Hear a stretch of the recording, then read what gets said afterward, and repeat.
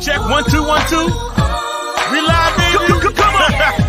That's right. Okay. Can you hear me now? Oh, let's go. It's your boy Big Chew, the voice of the beat. You know what I want? Blaze up. Come on, blaze up. It's the beat for me.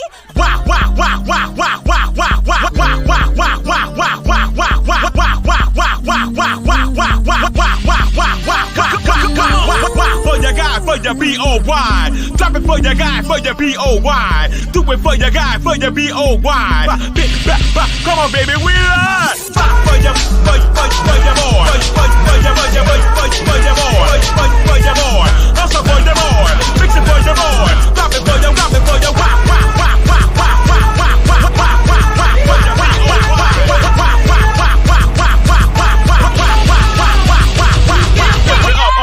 lift it up. Then it bust it open, lift it up.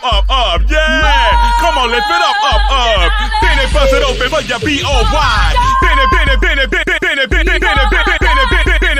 it for your rockin' for your lift it up, baby. Mix it with your bust or not. Come on, blaze up. You know. Drop me a nasty beat.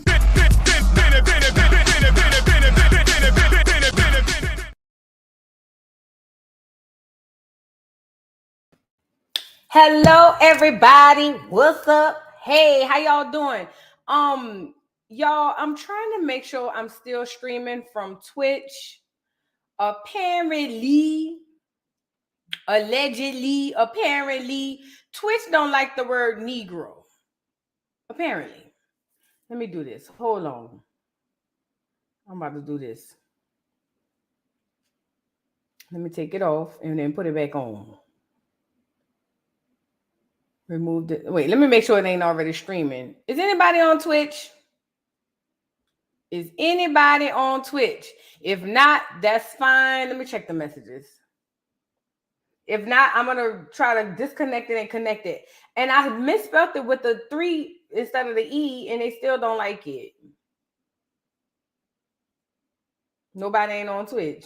Yeah, I'm going to go ahead on and disconnect it and then try to reconnect it because let me see. Let's do this. Twitch says the title isn't valid. Girl, all right. I'm going to remove it. Now I'm about to add it back. Let me add it back. Hold on.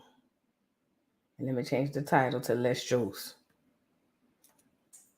They don't want you to know nothing on Twitch, ain't it? Twitch want everybody to be ignorant, I guess. Sorry, y'all. I didn't mean to do this. As soon as I figure this out, we're going to be good to go. Hold on. All right, we live. We should be live.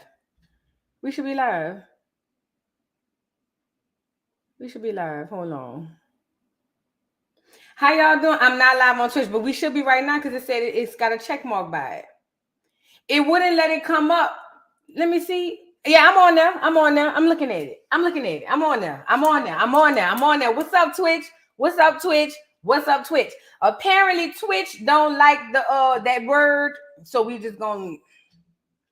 I think it's bigger than that word, but you know, there you go. You know, how y'all doing? Happy Friday! Y'all know it's my favorite day of the week. Happy Friday! Okay. Shout out to everybody who came. This is my favorite day of the week. This is the day that I love most of all my lives. I get to talk to my people. You guys are my tribe. If you have not already, please like the video. I would sure appreciate it if you guys like the video. Let's see where we at on likes. Hold on. Okay, like 70 people or 60-something people haven't liked the video. If you guys can, please do me a favor and like the video. Happy Friday.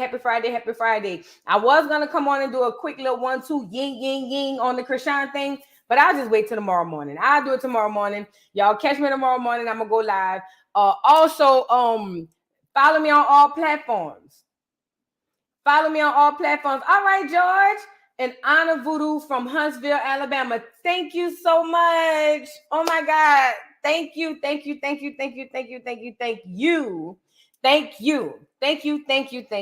Thank you. Shout out to everybody in the chat, man. Y'all be making me really feel like I'm, a little something. You know what I'm saying? So shout out to y'all. Thank y'all for pulling up. Hold on, girl. Let me get me some water because I already know this about to be that type of live. Hold on. Let me get some water. Hold on now. Hold on. Hold on.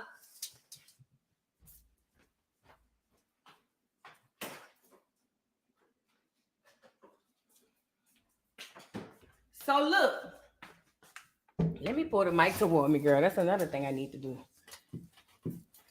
And let me pull the mic toward me. Now, let me say something to you guys. My mama had called me, right? My mama had called me, and she has seen this beautiful family in the courthouse. And this family is Indian, but they black, like me and you. They were dressed in a garb. I don't want to share the photo yet. I want to make sure I have a conversation with them. I plan to interview them because, see, I don't know if you guys caught this before. See, the reason we're doing what we're doing now is to show you guys that, hey, these people played in our face. You know, they did. They literally played in our face. They got us thinking we this. Every 40 years, we a new name.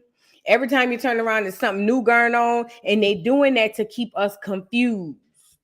Saint with his gammy, not my mama, my man's mama. So they keep us confused because if they know that we are from this land here, it's gonna cause an uproar, you know. So they keep changing our names to keep us confused. But it was so funny because I was the one introduced this to my mama because I got introduced to it through I'm gonna have both, Esther. I'm gonna have water and the red cup. And don't ask me what's in my cup, because whatever's in my cup, it's in my cup. Okay. Girl, yes, Saint is a traveling dog. Yes, he is. He's a traveling dog. He's been traveling for a long time, you know. So what I was saying, it was so funny that she ran across these folk, beautiful, beautiful people. They were dressed in all their stuff. They had all their things going or whatever. And I plan to do an interview. Now, like I said, the reason we're going over the things that we're going over, like even today, is I'm trying to slowly introduce you guys to the idea that we ain't come from no damn Africa.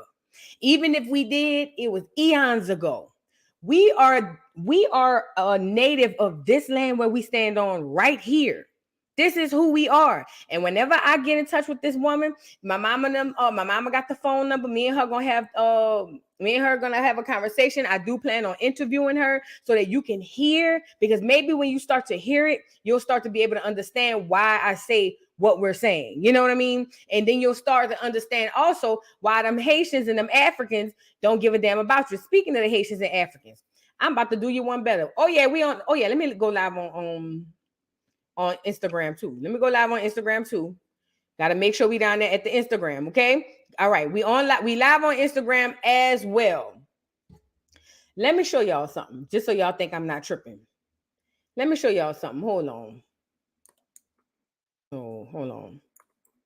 Remember, I keep telling y'all, ain't no goddamn diaspora. Remember, I keep telling y'all that?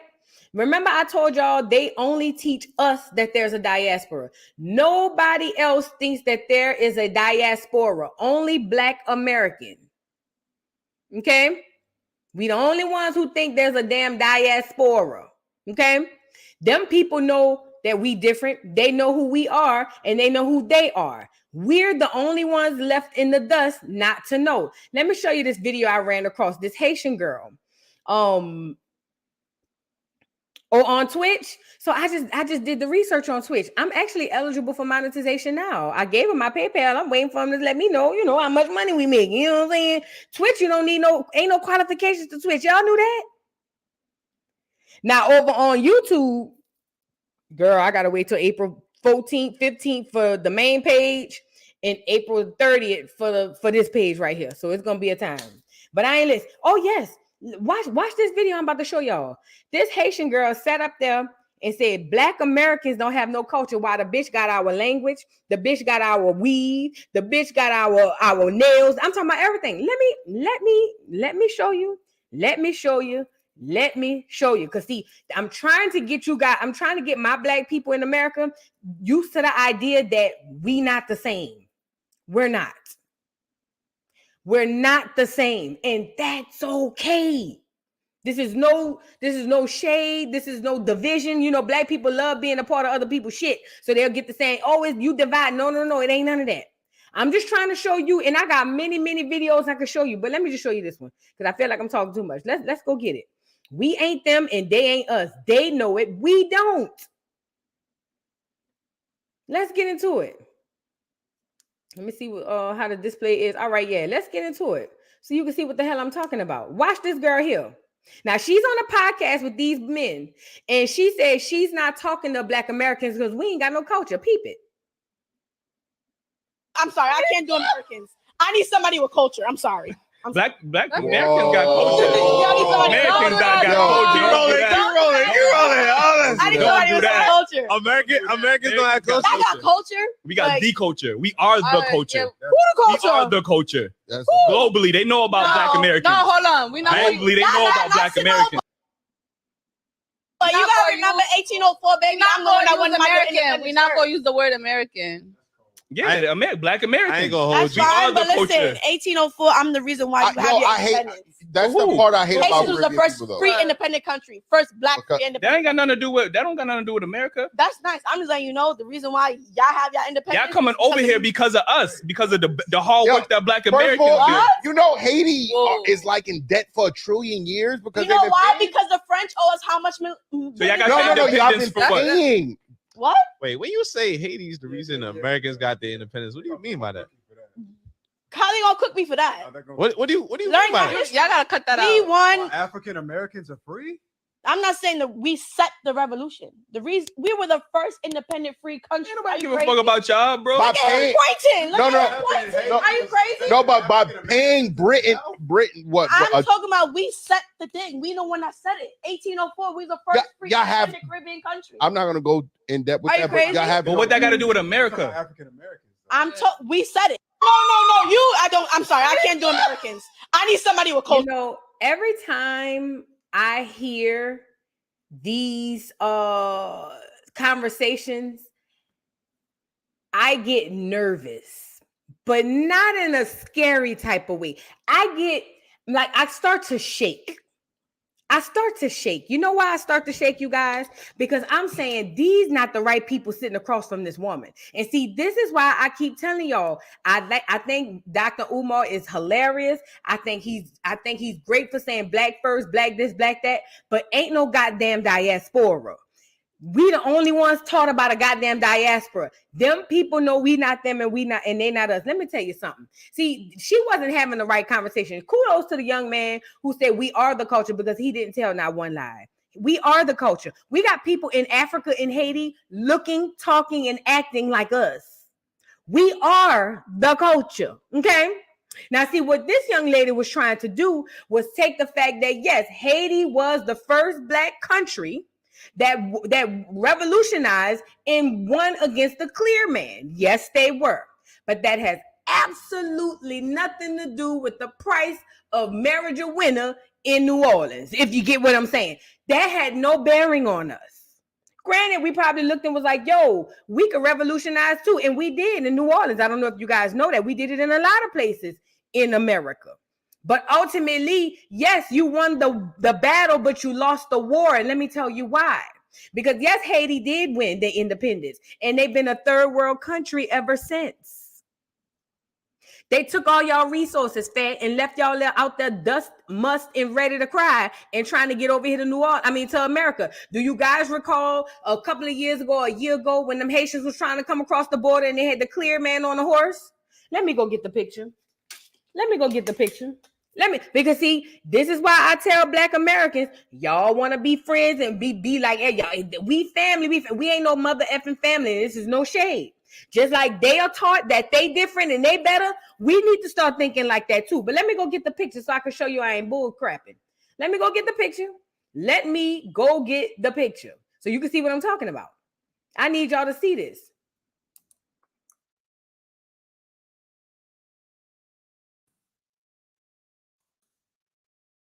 Hold on. I want to show you what they was doing them. Meanwhile, they got all the clear Latinas and Latinos. They got them around here. You know what I'm saying? Living the good life. Oh, yes. Look at what they was doing, them Haitians. Hold on, let me go get it. Because, you know, one thing about me, I don't want to lie to nobody. You know, here you go. Is this it? Oh, yes. Let's take a look at Exhibit A. And again, this is only a portion of what I wanted to say, and I'm not going to make it long. I promise you I'm not going to make it long. Look what they did, them Haitians, when they was trying to come across the border.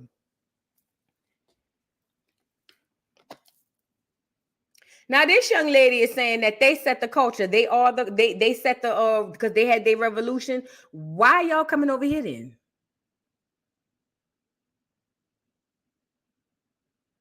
Why y'all coming over here again?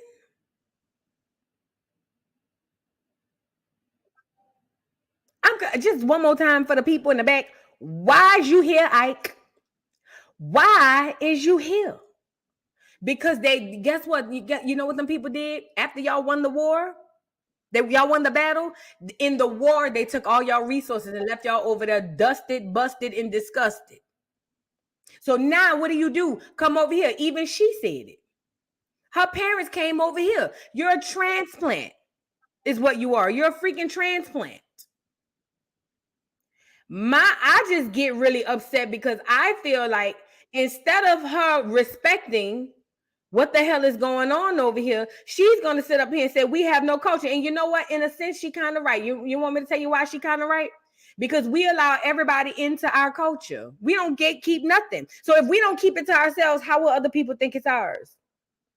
The bitch sat up there. Hold on, let me go get her. She sat up there in full Black American attire. Do you hear me? I need you to see this. Let's dissect this really quick. And this is why I be telling niggas that's y'all. This is what. Fuck it. This is why I tell niggas this all the time. This part right here. It's all y'all's fault. Y'all messed up the family. Can't you see that?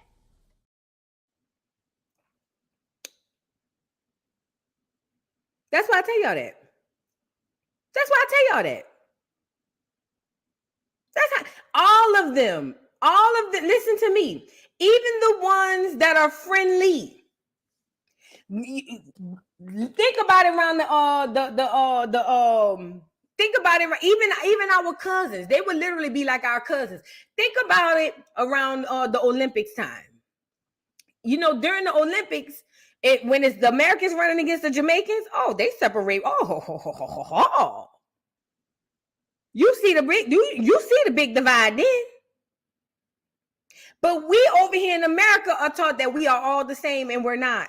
Now, this young lady is sitting there with African-American hairstyle, African-American nails, African-American makeup, African-American clothes, African-American shoes, African-American vernacular, African-American doggone mannerisms. Bitch, you ain't no different from the clear people who over here doggone integrating and infiltrating. What are you talking about? We ain't got no culture as you sit there looking like one of us cosplaying.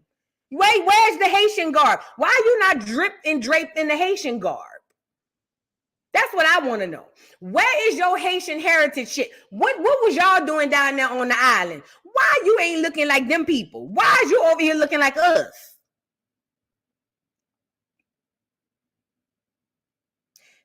It's y'all fault. Stop inviting motherfuckers to the cookout, which will never happen because niggas love to have people over. They love to make. I was talking to my mama about it. And you know what I said? Hey, let's talk. You know what I said? I said, you know what? I figured it out. The psychology why Black people always want everybody else to be in on their shit. Black people have a need for acceptance and approval from everybody except themselves. You know, it was through that damn church that we learned to look outside of ourselves for our refuge and for our everything and look into something or somebody else. Okay? So this is why we allow the clear people, they do a little 1-2 dance, little yin, yin, yin. We, oh my God, this is so fun. They invited to the cookout. The Haitians, the Africans, Jamaicans, we want to argue with them and tell them we all the same. And them people look us dead in our face every day and tell us we not.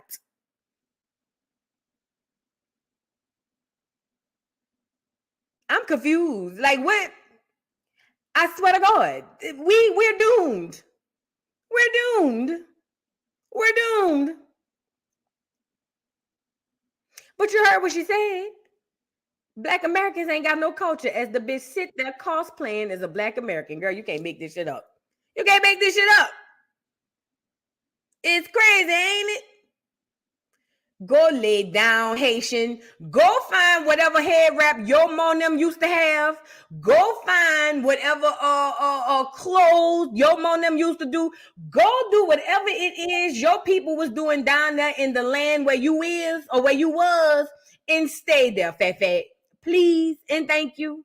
I would sure appreciate it if you did. And come back with that garb on. Then come talk to us about then come tell us about who has goddamn culture. Cause you can't take my culture and look me in my face and tell me I ain't got no culture. I know you lying to me. Where they do that at? That don't go like that. That don't go like that. Okay, so I just wanted to start off with that. Now, like I said, thank you guys for being here. I'm just trying to show y'all something, something that y'all need to hear, because a lot of people don't get it. A lot of people do not get it, and until we get it, it'll never, work out. And let me say this as well. This is a perfect segue into why we're here. Now, last week we started talking about them changing our names, right? Last week we started talking about them changing our names. Every 40 years we get a new name. Every 40 or every so often, in the recent past, it's been like every 40, 50 years. But every so often they change our names because they know that if we knew that we are native to this land and the $5 Indians, the $5 footlongs that they got over there, them Native Americans that Black people want to say are the people who was here when all of that shit popped off, if they figure out that we figured out that it's not them, they the imposters and it's actually us who are the so-called Native American or the so-called Indian, if they knew, if we figured that out, it would cause an uproar. So what they do is every 40, 50 years, every so often, they change your name to confuse you. That's what they do. That's how they keep you confused. They keep changing your name. We were Indian first, then Negro, then it was a whole bunch of names. Black American, African American, girl, the list goes on and on and on, colored, on and on. And they continue to change your name to confuse you, duck, goose. And then we go look at the clear $5 footlongs and we say, oh, I feel so bad for them. They done took them people land. And I just be sitting here saying, you got to be strong. Okay, you got to be strong, fat. They didn't take their land. You want to know what they did in a brief synopsis? And we're going to go over it one day. You want to know what they did? See, when the census enumerators was going around taking a census, the one that they still have today, where you go in there and you say, I'm African American, I'm 35, I got 3 churn, this their name, wooty, wham, wham. Well, when they would go around, if you had skin like mine, they automatically said who you was. You were Negro, Black, whatever, slave, whatever. But see, the clear people, they gave them an option to pay $5. That's why I call them $5 footlongs. That's why the thing is $5 Indian. They gave them they let them pay. Anybody clear can say that they can pay $5 and then come back and say that they are Native American. And so what the government did was say, okay, bet. Everybody all over the world know we done came over here and pillaged these people and took their land. So if we give their identity to people who look like us and then pay them back, the world would think everybody got paid back, but we never got paid back, Fed. We never got paid back. Okay? Okay? So that's how they become the $5 footlongs. Okay? So I need you guys to understand that, because see, once I get into where I really want to go, and like I said, again, shout out to Dane and Tanisha Calloway. These people is like researchers, like their whole channel is dedicated to this. If you have not followed them and you don't know them, go over there and take a look. Okay? But once I get us out of Africa in the mind, and I'm about to show you on. I am going to show you via a documentary coming out of the clear people's mouths themselves and coming out of the Negroes' mouths themselves, watching them change your name. Hopefully, over the course of time, once I mentally get you out of Africa, because you don't belong there. You ain't from no goddamn Africa. You ain't from no damn Africa. So once I get your brain out of Africa and get you home to here, Turtle Island, then we can start talking about what's really going on. You know what I'm saying? But I got to get y'all out of Africa first. Now, a lot of y'all is still in Africa in the mind. And if it ain't true, shout out to you. But there's a lot, the majority of us are in Africa mentally. And that was purposely done. And in this documentary we're gonna go over, that's literally what was happening. Let's go get it. I'm talking too much. Again, if you have not already, like the video, please and thank you. Like the video. Because if I don't went live about Krishan, girl, I had about 1,500 people on here by now. Like the video, okay? Let's go get this damn doc. Now I know we went over it. I'm gonna start it over from last week. It ain't but like 20 something minutes, so it ain't that long. But I want us to see how this came about in the 60s. Mind you, this isn't the first time they changed our name. This is in the 60s, this documentary I'm going to show you, this ain't the first time they changed our name.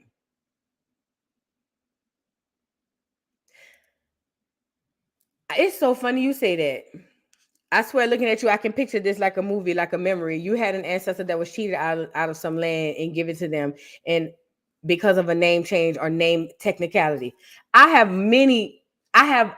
some of my family still have their land on my mother's side, but I'm pretty sure a lot of us was tricked out of a lot of land because a couple of us went over to the city, New Orleans. See, we was originally in Mississippi. Okay. Yes, my paper genocide.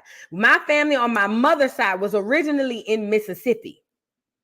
A lot of us decided to come over to America. My grandmother and her siblings, to New Orleans. They decided to move to the city. They didn't want to be sharecroppers and all that no more. They wanted to come down to the city.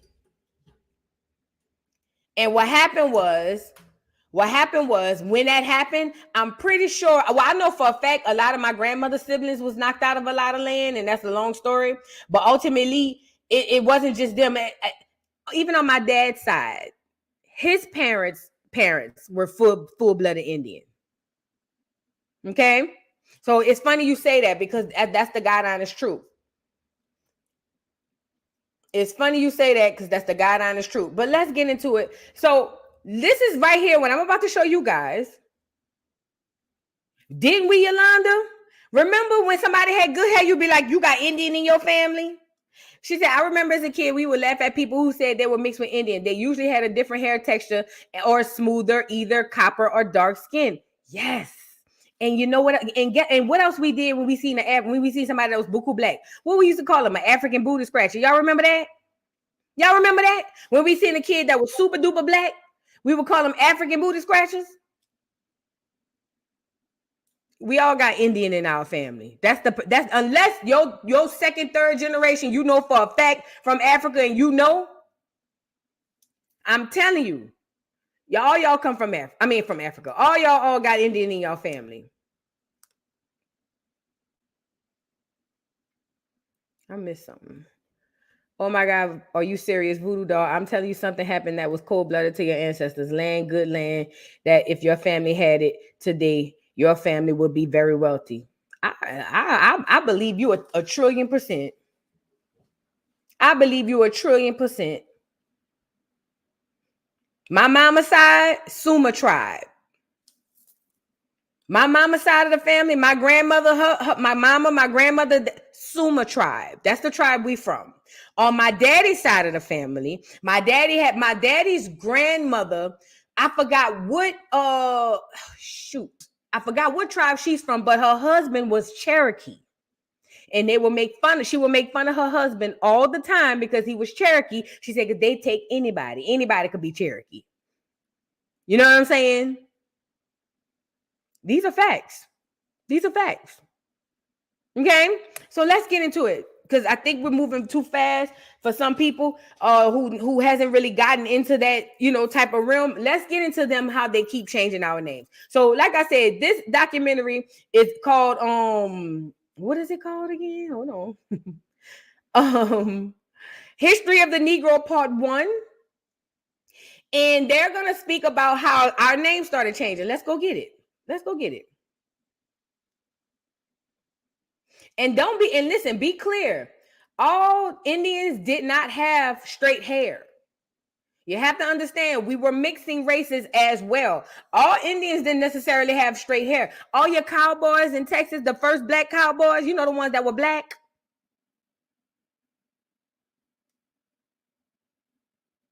You know them? They were Indians too. Voodoo doll, you got an ancestor who was half sibling to the master. The master died, but in his will, he said your ancestor, his secret child, was to have some land. His wife didn't honor this. Mama, I don't know if you on here live. Mama, I don't know if my mama be on here. My mama be on every stream. Let me tell y'all something, Mama. If you on here live, see that comment right there and call me. Not while I'm on live. If you on live, don't call me while I'm on live. But if you watching the replay gang, Mama, look at this comment and call me because you on it. That's all I'm gonna say. Motor culture, you might have some prophetic stuff going on in you or something because you on it. That's all I'm gonna say. Okay. So let's get, especially South Carolina free. Oh, girl, listen, even up north. Krishan Rockhead's mama is full-blooded Indian. Did y'all know that?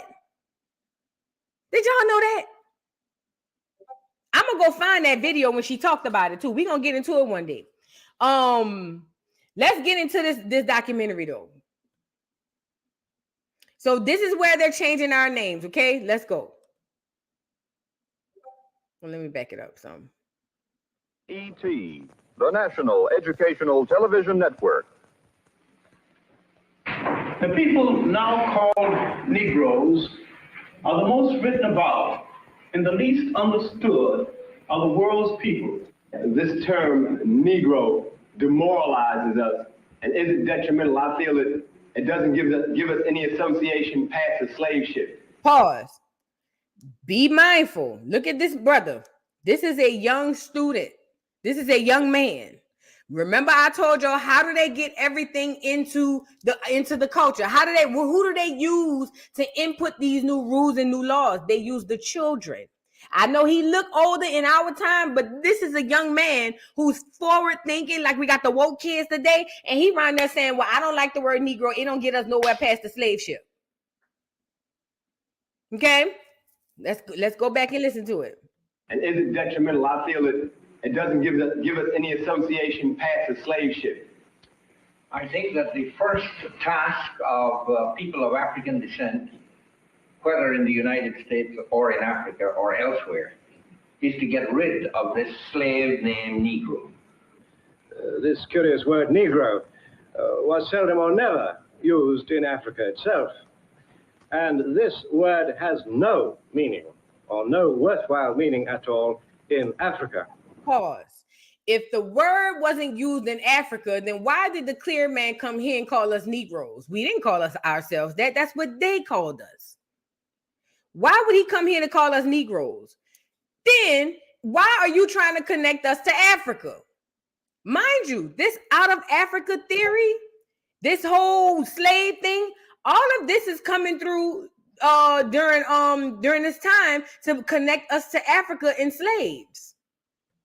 This is very, very important. Something keep beeping over here. I don't know what it is. Whatever it is, I got to turn it off. I don't know what it is. Is it rumble? I don't know what the hell going on. And it's driving me crazy. But let's get back into it though. He's trying to connect us to slavery. What the fuck is that? Go ahead. I would doubt myself if it has any useful meaning anywhere else. What is? Yes, Negro, negra is black in Spanish. Yes. A Negro. A simple question. But the answer is not so simple.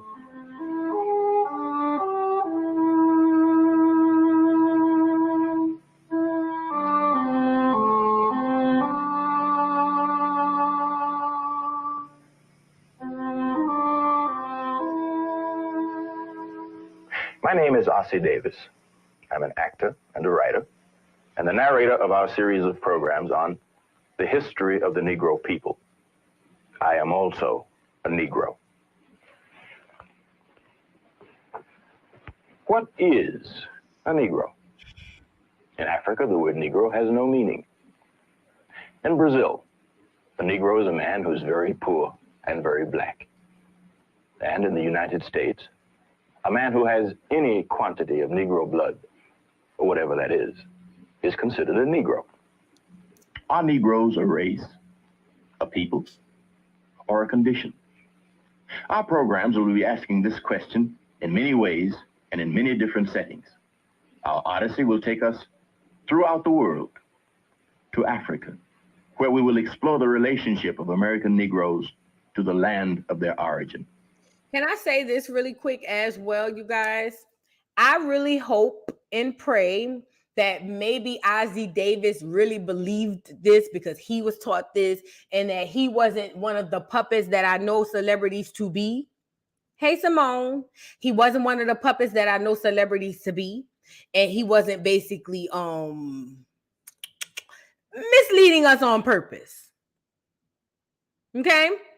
That's what I'm hoping. I'm hoping he wasn't misleading us on purpose. I'm hoping he was taught this and he really believed this. So when they came to him about the dot, he said, sure, I want to do this. But I'm not going to lie. I'm leaning toward he was one of them. Because I know how the celebrities and how the puppets are. Let's get back into it. To Brazil, where we will ask, is Brazil a racial paradise?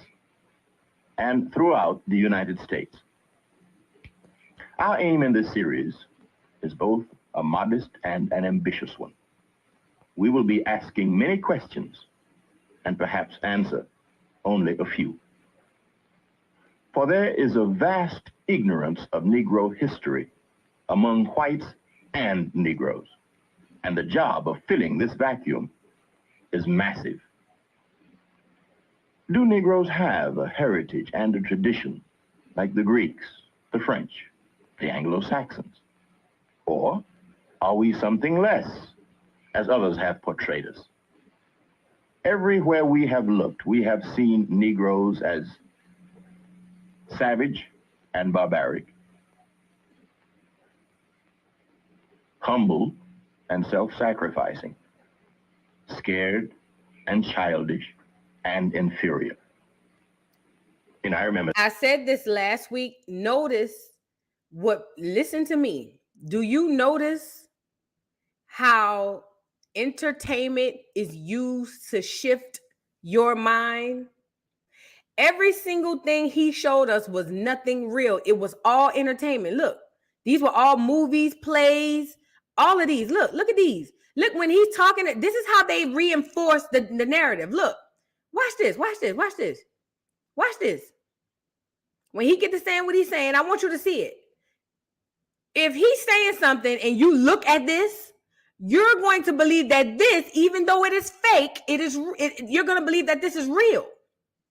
Remember, I told y'all on my morning jokes one of them days. I said, if you believe you are a slave, you will be a slave. You think it, so it is so. That's why they reinforce these things to us through movies, narratives, and all of these other things. Like I did on the Educational Friday with Roots. It was a lie. The man, Alex Haley, came out and said he lied. It was a bold-faced lie. Be careful and be wary of the things that they put in entertainment when it comes to that. Imitation of Life, yes, the movie. Is that Hattie McDaniels who played that lady who was a maid and had a biracial daughter who was white passing in New Orleans? They call it Poisson Blanc.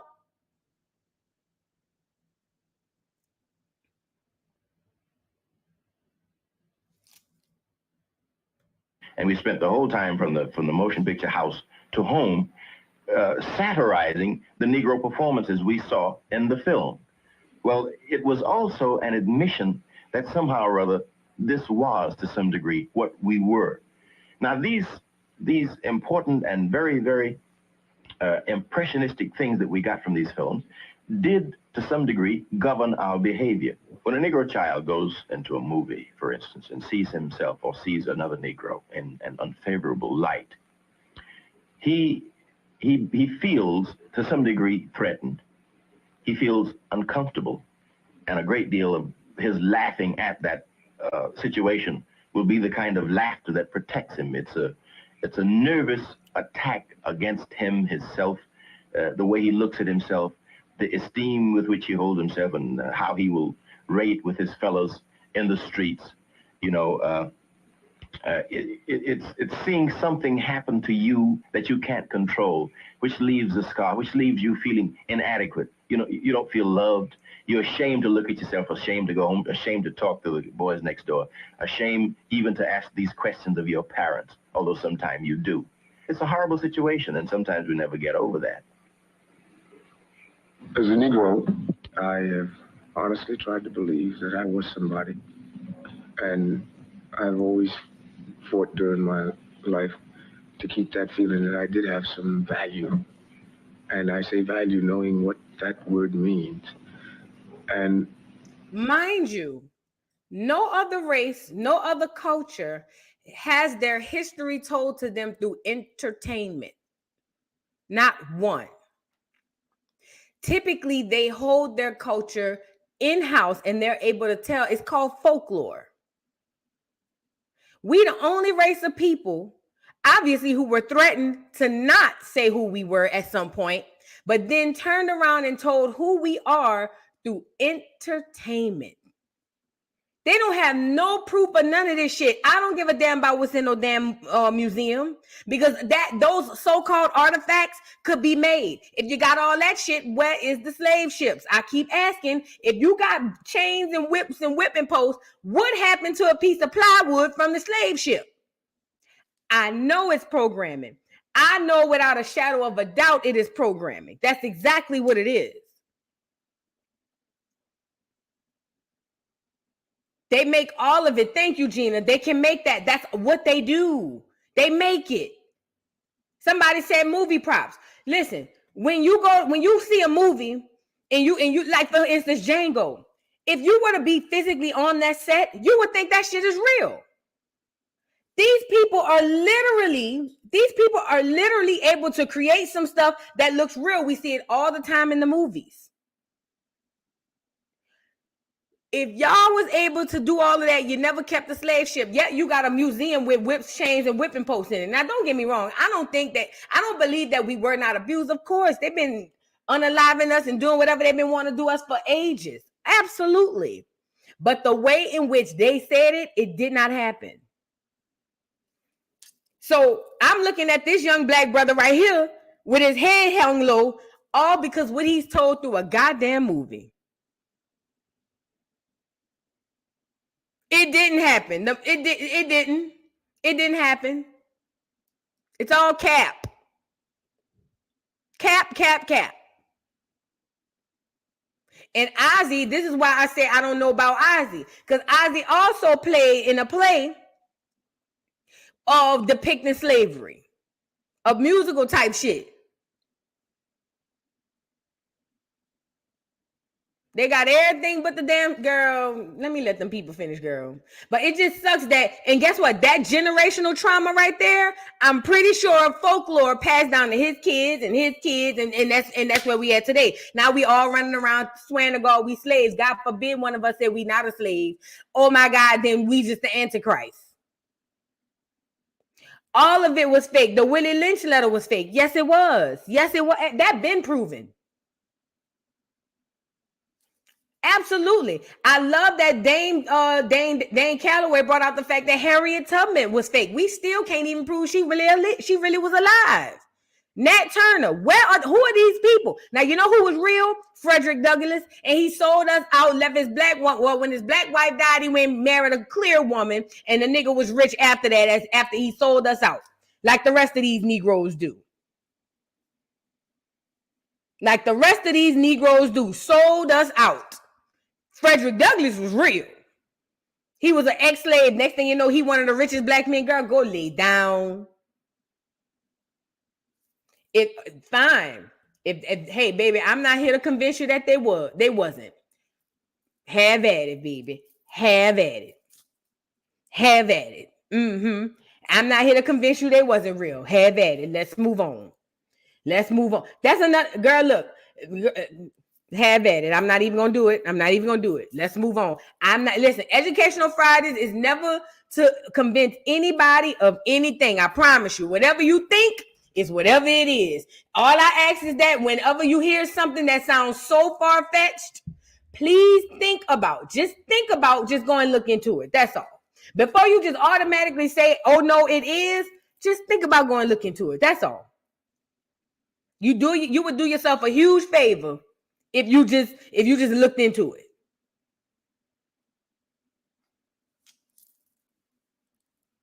Let's get into it. Let's get back into this documentary. There's been many a night in my life when I went to sleep and known very deep inside me that I really wasn't worth much. I still do not really know what being a Negro is or what it means. It means that my skin is a little bit darker. It means that my cultural exposures have been somewhat different to other ethnic groups. It may even mean that as a human being, I might be more sensitive to need and despair.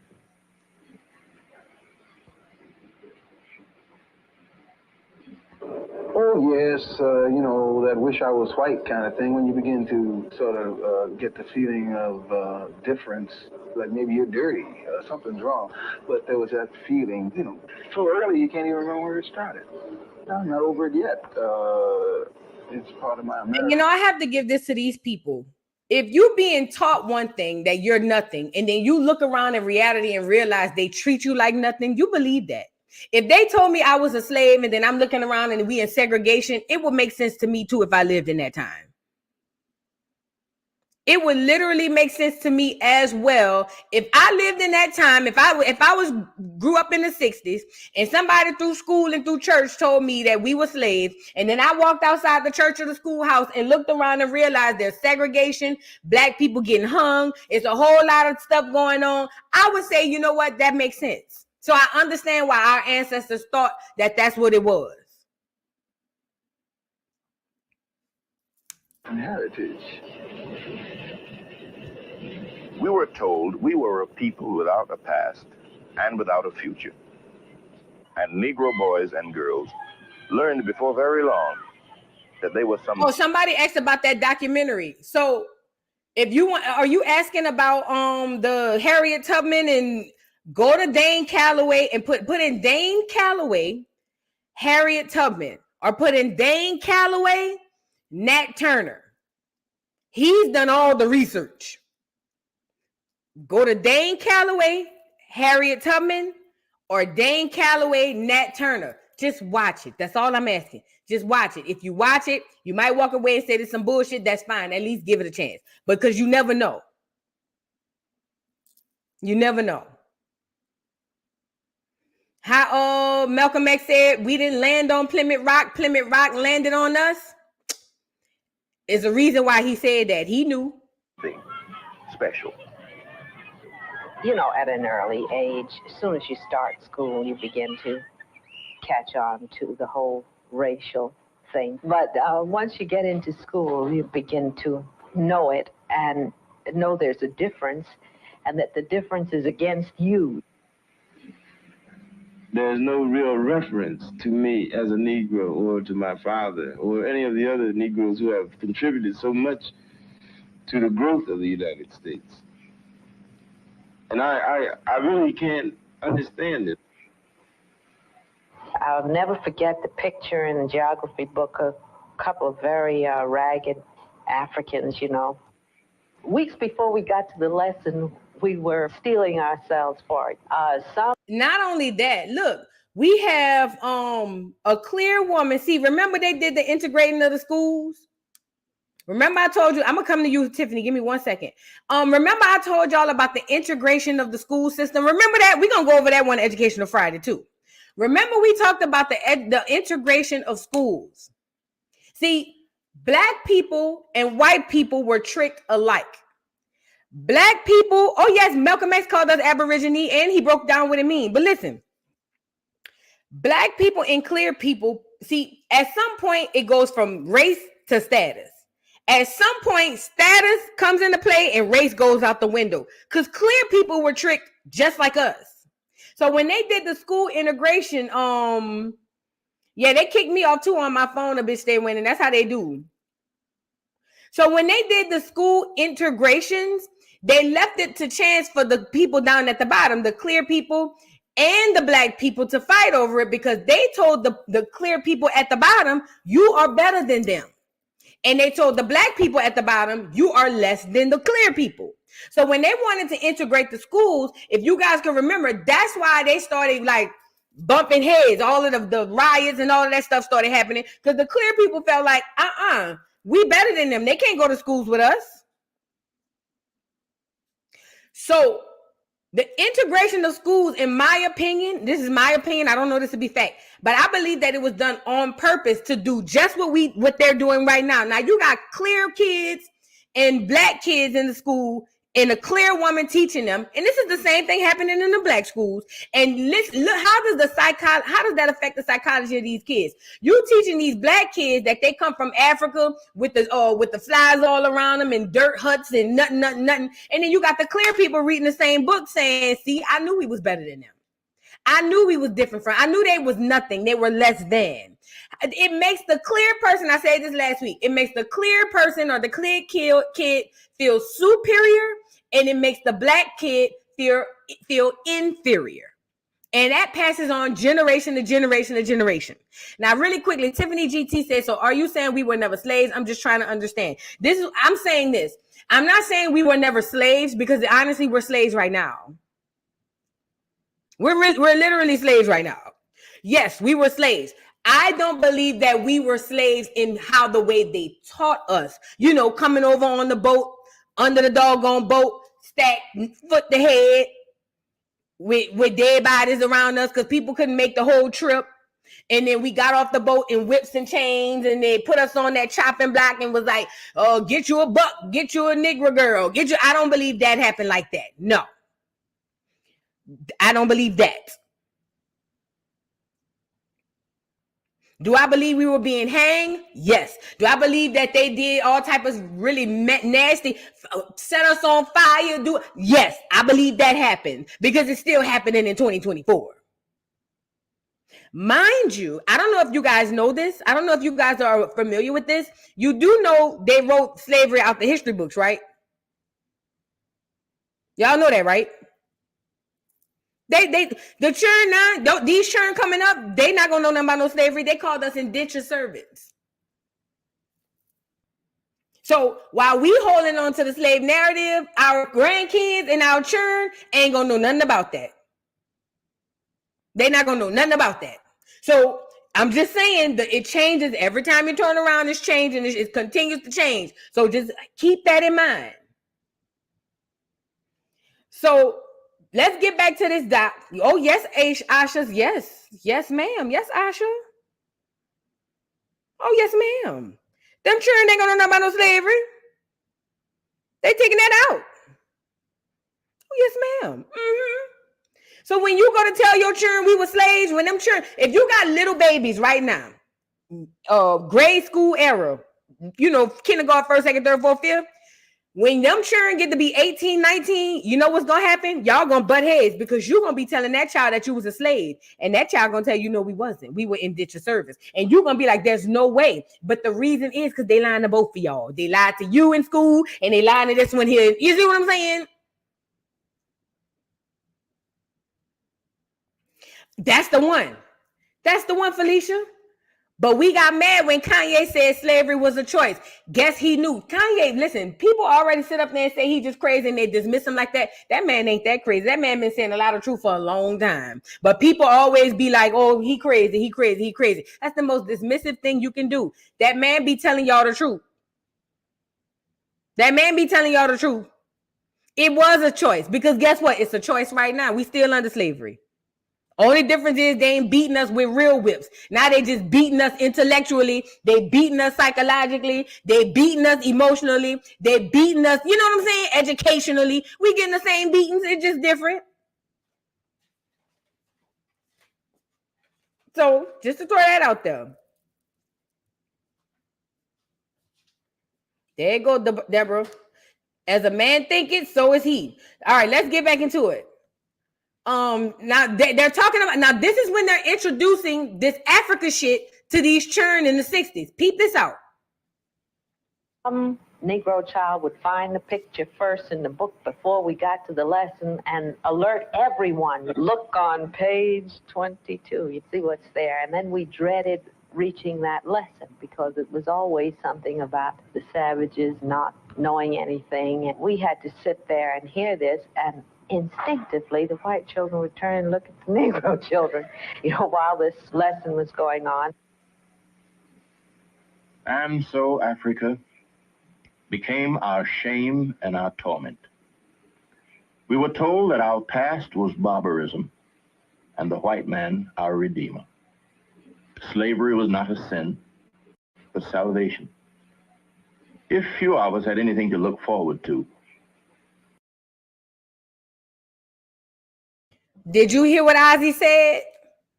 Did you see that in the book, in the school, they said you were slaves from Africa. You come from Africa. And look what Ozzy said. And so then we were African. Look, he said it. I didn't say it. I'm telling you, it literally happens just like this without a doubt. Look. And so Africa. It was always something Watch about this. Watch what Ozzy say. After they learned this shit in school. We had to sit there and hear this, and instinctively the white children would turn and look at the Negro children, while this lesson was going on. And so Africa became our shame and our torment. We were told that our past was barbarism and the white man.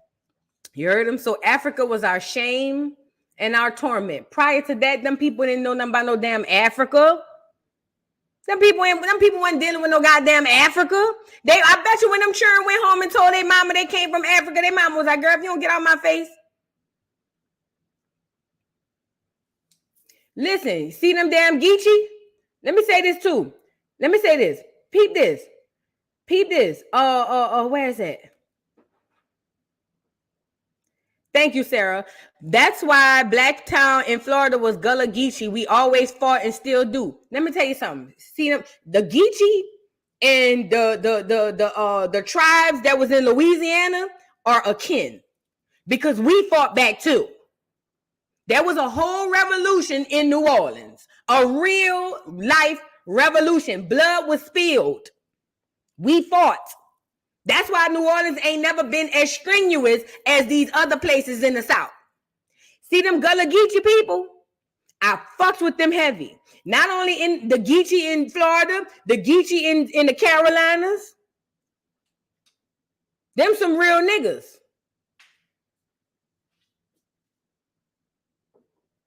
So, back to Ozzy. Ozzy said, so after they taught them that in school, and so Africa was our shame and Africa was our torment.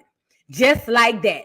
Just like that. Because children are believed and taught that you listen to what the teacher said because the teacher would never lie to you. Have y'all paid attention to how them children learning in school today? They don't even teach common sense no more. They confusing the fuck out them children to make them a whole bunch of slaves. So let's get back into it. He said, and so there it is. Now we African. That's just what it is. Man, our redeemer. Slavery was not a sin, but salvation. If few of us had anything to look forward to, we were afraid to look back. In 1958, Lorraine Hansberry wrote a play, A Raisin in the Sun, that showed the conflicts created for American Negroes by their African past. This is right here where I don't trust Ozzy. I feel like Ozzy is an op because Ozzy played in that shit too. And Ozzy further put out that narrative that we all from Africa. I know y'all like Ozzy, but I don't give a damn about Ozzy and none of these celebrities. I think all these celebrities is some cap-ass niggas that's paid to be puppets and misinform us and keep us ignorant. Okay? It's given to me. If I had to choose, was Ozzy honest or was Ozzy a Judas ass nigga? I'm going with Judas for 300, Alex. That's just what it's given to me. He is an actor. He acts. That's what he does. That's why I don't trust none of these celebrities. That's why I don't like none of these celebrities. They're all actors. The rappers, actors. The sports people, actors. The football player, actor. The actor. The singer, actor. All of these people are actors. That's what they are. They're put in place to act. That's why they're here.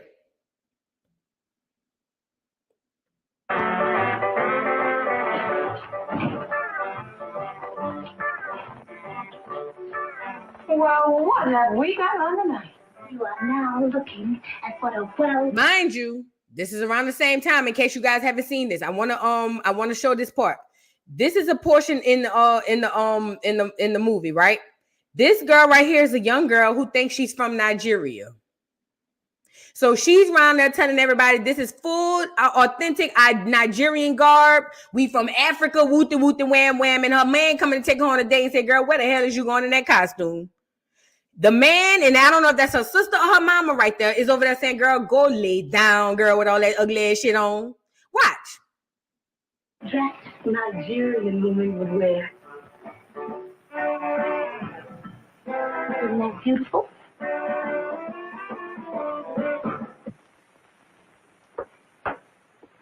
Hey, look, honey, we're going to the theater. We're not going to be in it, you know. George, I don't like that. Do you expect this boy to go out with you looking like that? Well, now that's up to George, if he's ashamed of his heritage. Oh, dear. Oh, dear. Here we go again. A lecture on our African past, on our great West African heritage. In 1 second, you know, we're going to hear all about the great Ashanti empires, the Songhay civilizations, the sculpture of Benin, some poems in the Bantu, and then the whole monologue is going to end up with the word heritage. Let's face it, baby, your heritage ain't nothing but a bunch of raggedy spirituals in some grass huts. Grass huts? Oh, you see, George, you think you would rather stand there in your splendid ignorance and know absolutely nothing about the people who were the first to smelt iron on the face of this earth while the Ashantis were performing surgical operations when the English were still tattooing themselves with blue dragons.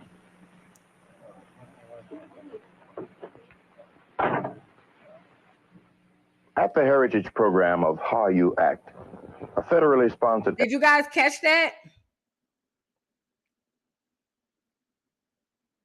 You know, Ruby D is Ozzy's wife, right? That was Ozzy's wife in real life, Ruby D. That was Ozzy's real wife. Hey, Gigi. That was Ozzy's real wife in real life. They were both actors. Check the Twitch. Somebody asked something about hold on, let me go see. Damn, where is that damn tab? Where's Twitch? That was his wife in real life, though. Girl, YouTube done kicked me off my own shit 3 times so far. Do you hear me? 3 times so far they done kicked me off. Hold on. Whoever that was, can you ask it again? Can you ask it again? I don't remember what the question was. I can't find it. Can you ask it again? They kicked you off too, Tiffany. They kicked me off 3 times. And I'm looking at it on my phone. They kicked me off 3 times. They kicking you off too. That's what they do, child. But anyway, they both is over there looking at this girl like she crazy. Like, girl, what the fuck? Take that stupid ass shit off. And guess where she get it from? School and entertainment. School and entertainment. That's where she get it from.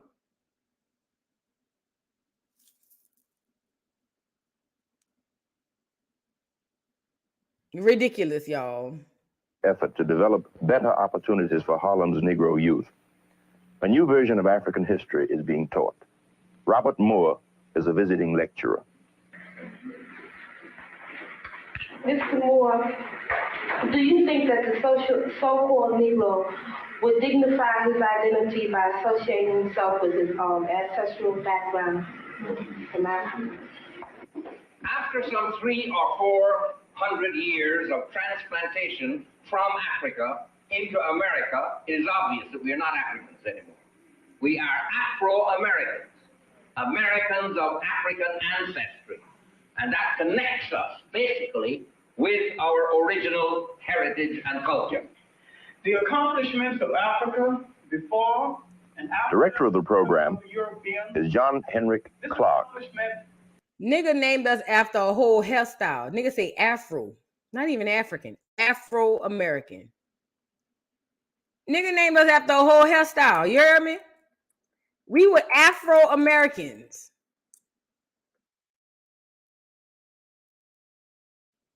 Crazy shit, bro. But look at how easy they're able to do that. Is generally glossed over or neglected in human history.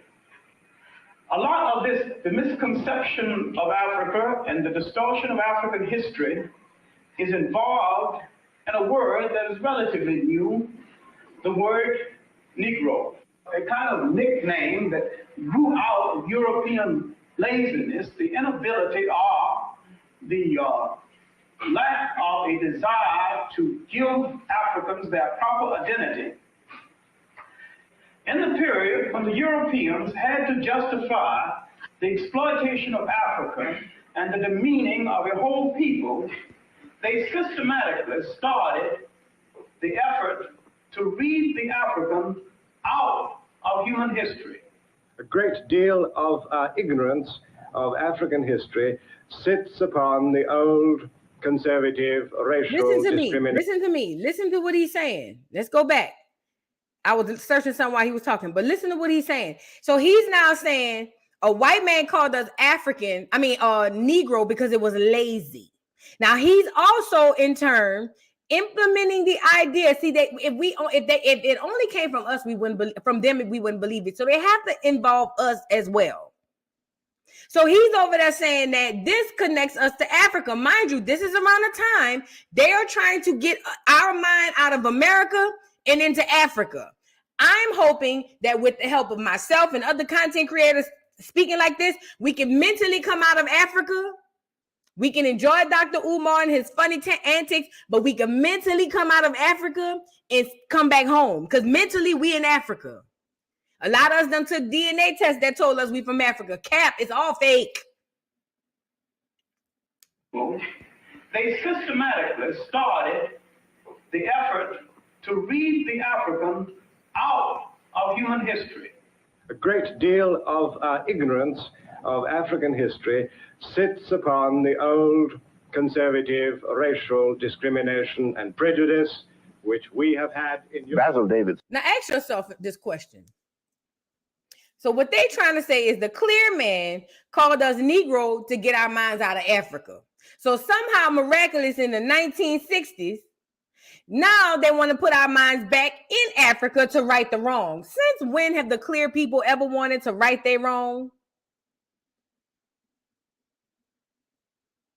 Since when did the clear people ever want to or right their wrong?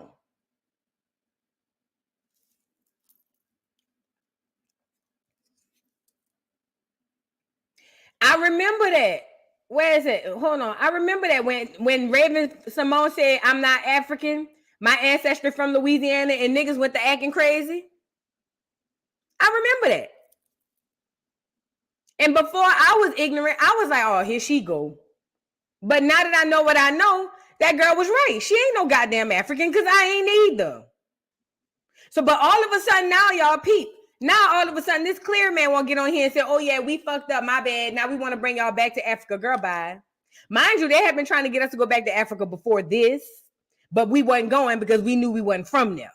So now the next tactic is, okay, let's make them believe they from Africa, and then they'll go back to Africa. Why you think so many niggas can their ass down to Ghana? Was not Meek Mill just around here talking about he going to Ghana? There's a lot of African-American, so-called African-American niggas carrying their ass to Ghana and they going down there to get scammed. They going down there to get played out their money because them people from Ghana know you ain't me and I ain't you. They are still pushing this narrative. They had the African man from Ghana get on there and say, "I sorry, my people sold you into slavery. Black people from America, please come back home. Come back home to Africa." Girl, that ain't your motherfucking home. Carry your ass down there if you want. I bet you be back. I bet you'll be back. Carry your ass down there if you want. I bet you'll be back. They've been trying to get us to go to Africa since they came here so that we can vacate the land and they don't have to fight us for it. They've been doing that since they got here. But you not about to get us off of our shit. You not about to get us off of our shit. This our shit. We ain't going no motherfucking well. But all of a sudden, the clear man want to right his wrong. Girl, bye. Bye, Mr. Clear Man. Is a British writer and historian on Africa. The clear man is a British writer and historian on Africa. Let me tell you why that's true. They've been studying us since the beginning of time. Let me show you. They've been studying us since the very beginning of time. That's what they do. They've always studied us. I'm going to see if I can find it. They've been studying us since the beginning of time. So in a way, he is sort of a historian. Sort of. He is sort of a historian. Because he's been studying us since the beginning of time.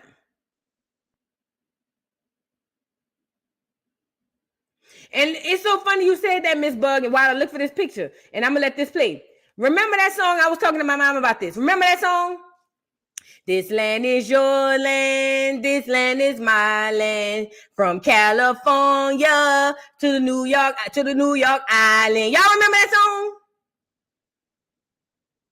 Y'all remember that song? It's called Further Indoctrination. What you mean this land is your land, this land is my land? No, the fuck it ain't. The fuck it ain't. From California to the New York Island, that's all of America.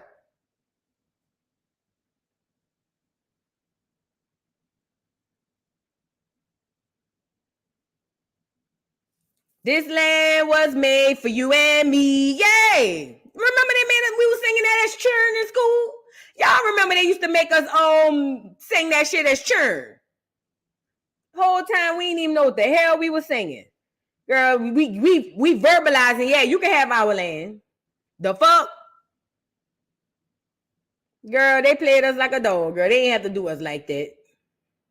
Still sits upon the belief, perfectly unscientific, quite unbased in any scholarly discipline, that the Africans, that is to say, if you like, the Negroes, are people of some sort of inferiority to others, and therefore have not been able to develop in the same way. Now, you know, the great myth of the colonial era, the great myth took the shape of saying that the Africans, the Negroes, are children, and because they are children, it said, failing to develop, we, the Europeans, you, the Americans, must go in there and show them the way they should go, civilize them, introduce them to the blessings of orderly life. One of the misunderstandings, you see, about Africa is the apparently primitive material nature of their civilization. You look at these people living in these villages and you wonder, what is their past? Do they have a past? What lies behind it all? They have nothing but a few straw buildings, nothing but a few cattle. It seems quite inconsiderable. The Dinka, for example, have no stone in their country. They have almost no metal. Half their country is underwater half the year. They cannot... Whole time, Africa does not look like that as a whole. It never did. But this is what they taught us. And they say, hey, they took the worst parts of Africa that look like third world countries and told the niggas out here, hey, that's where you from. Look, That further leads to the belief that we ain't shit. We look like we ain't shit. We come from a land that look like we ain't shit. Girl, Africa didn't look like that back then either. If any of y'all ever been to Africa, certain parts of Africa, that shit look better than America. They got parts of Africa literally probably look damn near like Wakanda, girl. But they went to the worst of the worst parts of Africa to say, oh yeah, see, hey, come here, niggas. Remember we told y'all from Africa? Look, let me show you where you're from. We showed you what you looked like. Let me show you where you from. And then showed us that image and then said, hey, and thank God we came and got you. Because if we didn't come and get you, you would be stuck in the huts in the village. Reverse psychology. Whole time, we the ones taught them how to bathe. They wasn't even bathing. Didn't they say Christopher Columbus, drunk gay ass, got off the ship? And didn't they say when he got off the ship, him and his folk, they had all kind of common colds and smallpox? Didn't they say a lot of Indians died from the disease alone? You motherfuckers were savages. Beasts is what you were. But they done showed us these videos and these photos and told us that they had to help us to civilize us. Girl, you can't make this shit up. And somebody just said it, Gina just said it. And to this day, them motherfuckers still don't use washcloths to wash their ass. Make it make sense. They still don't really wash their ass. The only thing they do is wash their hair every day because why? If they don't wash their hair, guess what happens? Bugs form. They call lice. Little bitty millions and millions of little bitty bugs. This is no shade. But if I don't wash Saint, or if I don't take Saint to the groomer and I let Saint just roam around, Saint gets fleas. I'm not saying that it's the same. I'm just saying it's a coincidence. What's up?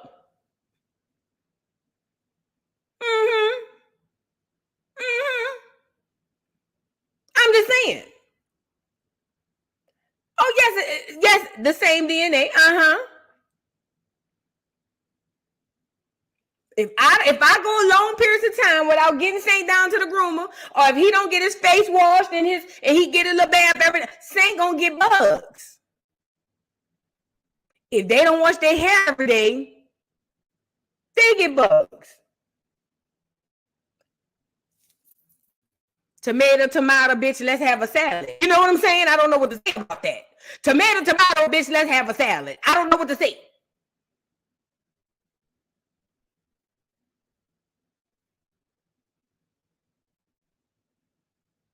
Let me fuck your head up a bit. I'm so glad. I was just about to go here.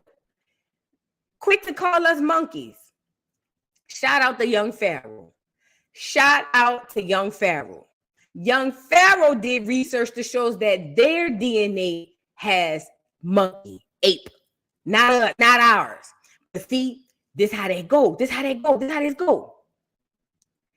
They take who we are, embody us, and then put onto us who they are. And it works psychologically so much so that we really believe that shit. We really believe that shit. We really going around saying, dang, we Africans coming from huts and we had flies all around us, bitch. Are you crazy?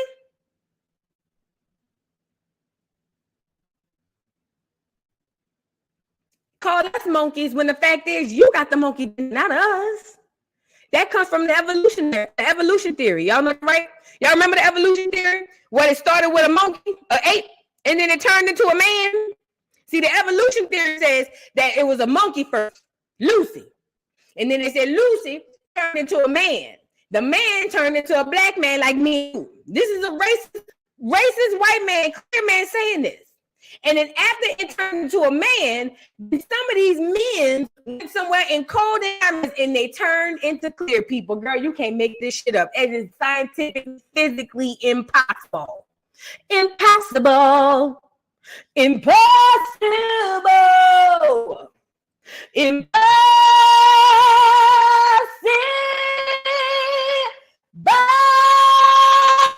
Impossible.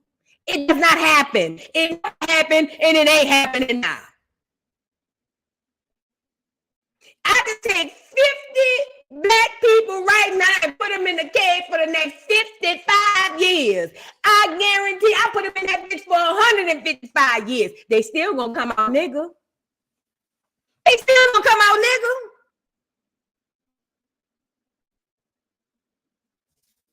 What's up?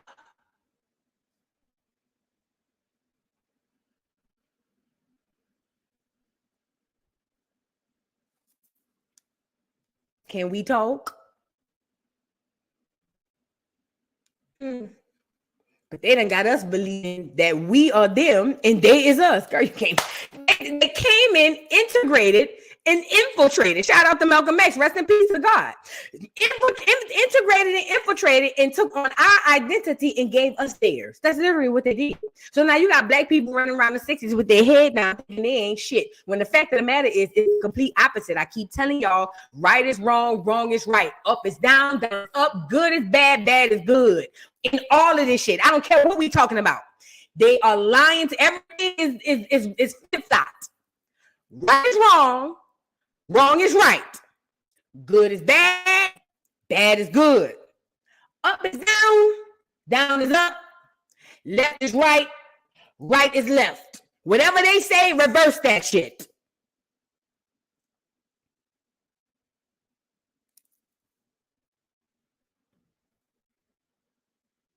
And could never possibly be imposing material civilization, but their achievement was, of course, to learn how to master their environment. And this they have done with quite outstanding success, so that the outside picture, the superficial picture, gives no indication at all of the depth of their culture. These are the people who have mastered the problems of taming this difficult, vast continent with all its extraordinarily great obstacles to living, its swamps, its deserts, its mountains, and its forests. The story of Africa for the last 2,000 years has been one of quite epic dimensions. Africa. Endless deserts, scorching and windswept by day. Bitterly cold at night. And Sahara, the world's largest desert. A harsh, bleak expanse of land, challenging anyone to cross it. Look at the images they gave you. Look at the images they gave you. They telling you this way you from deserts, dirt, and huts. Snow-capped mountains near the equator. Gigantic waterfalls.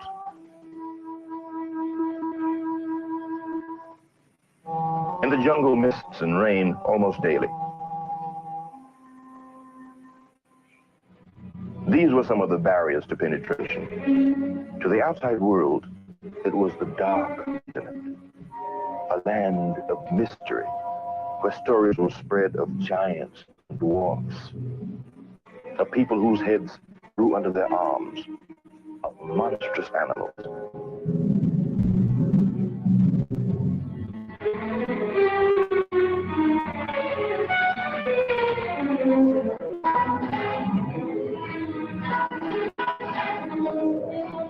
And look, really quickly, put yourself for a second.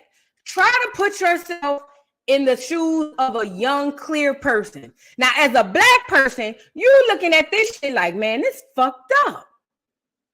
Man, we weren't shit. We literally are nothing. We came from nothing. But put yourself in the shoes of a young, clear person who learning the same shit.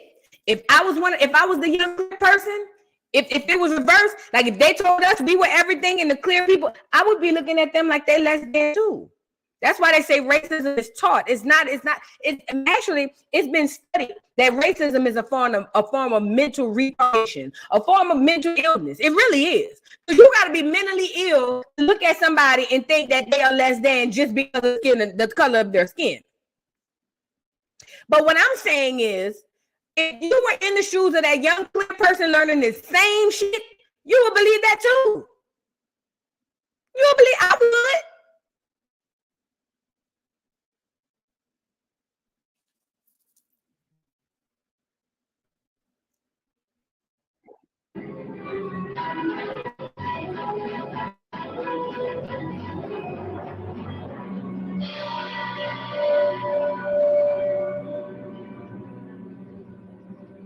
It is here, in this forbidding other world, that what may be the remains of the first man were discovered. In 1959, in Tanganyika, a scientific expedition had been digging for weeks in the sun-baked earth. Really quickly, I'm glad you brought this up. See, they don't tell us that they have pyramids here. You know where else they got pyramids too? Puerto Rico, which was a black place. Brazil, all of these places, they got pyramids all over here. They don't teach us that, though. That's why we got so much land that we can't live on all of it. That's why they over around here acting like the earth is overpopulated. No, it ain't. No, it ain't. America damn sure ain't. We got a shit ton of land we could be living on. But they don't want us over there because if we might see some shit, you know what I mean?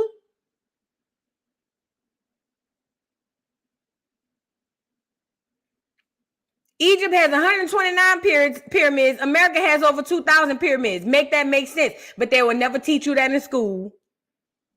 They will never teach you that in school. Never. You will never learn that in school. They will make you think the only pyramids exist in doggone Egypt. And they'll say, and they'll tell you real quick, I'm talking about the clear people. The clear people will tell you, yeah, but you're not Egyptian. You're not Egyptian. So, yeah, I know some other Negroes that was over there in the past. And even then, they'll try to say that them clear people over there now is real Egyptians. They're the same colonizers that's over here. They ain't no damn Egyptians. Them clear people over there with that tan, they colonizers just like the ones over here. If you look at the walls of them pyramids, you know who the real people of them people of that time was. And there was people who with skin like you and me, hair like you and me.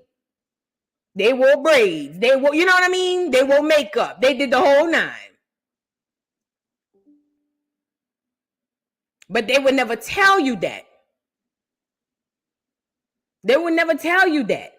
They don't want you to believe that those people were the original people, and they don't want you to believe that we're the original people here.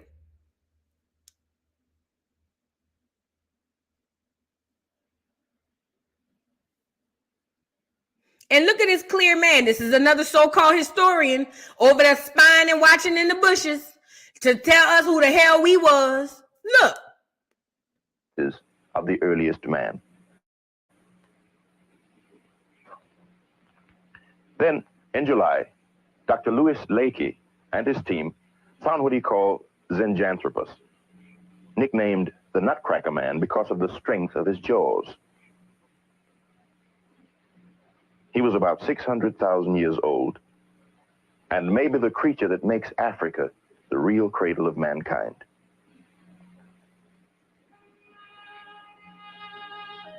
The records of ancient Africa begin with Egypt about 3000 BC. Its spectacular achievements of the monumental pyramid and brooding sphinx have always been credited to Asia and the Mediterranean. But there is growing evidence that Egypt owes more than originally thought to the land to the south, Kush, the land of the Negroes. About 700 BC, Kushite kings conquer Egypt and become the 25th dynasty. Little is known today about the land of Kush. Hey, peep this. Peep this. Look at that. Look at that. Look at that. Look at that. Why do they cut the nose off on all these statues? Actually, they don't cut the ears off. They don't cut the chin off.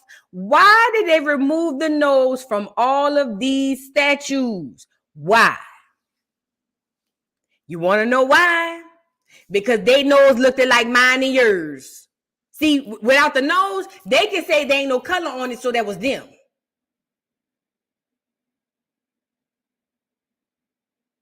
They cut the nose off. They not only here in Mexico, a whole bunch of places where they got statues of black people.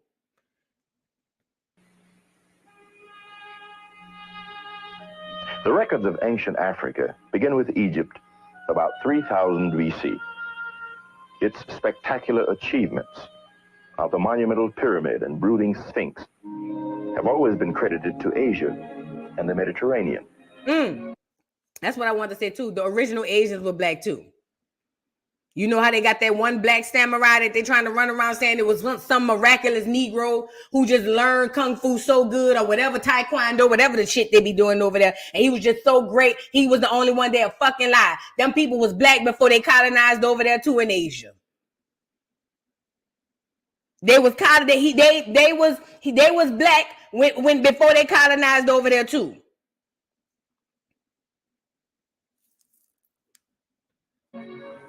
But there is growing evidence that Egypt owes more than originally thought to the land to the south, Kush, the land of the Negroes. About 700 BC, Kushite kings conquer Egypt and become the 25th dynasty. Little is known today about the land of Kush, but in the ancient world, it was highly respected. Now, wait a minute. To me, now look when they did one, look at the nose on the one. Let me say this. Now, they saying that Kush was the land of the Negroes. And then the Kush people conquered the Egyptian people. Yet nothing is known about Kush. Girl, them people is lying, girl.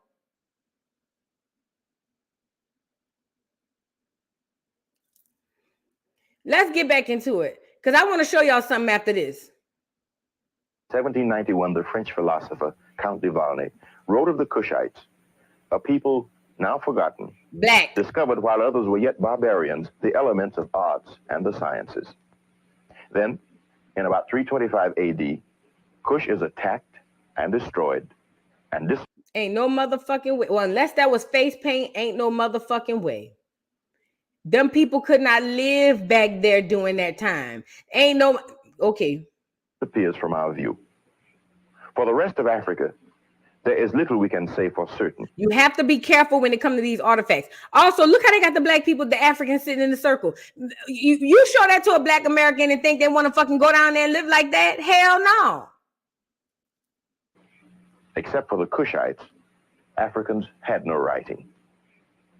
They kept in their memories the history of their people. Stories narrated down from generation to generation. This oral tradition must tell us much of the history that will fill the gaps in our knowledge. In the Western Sudan, Negro kingdoms arise in the medieval periods of walled and fortified cities, markets, and fairs.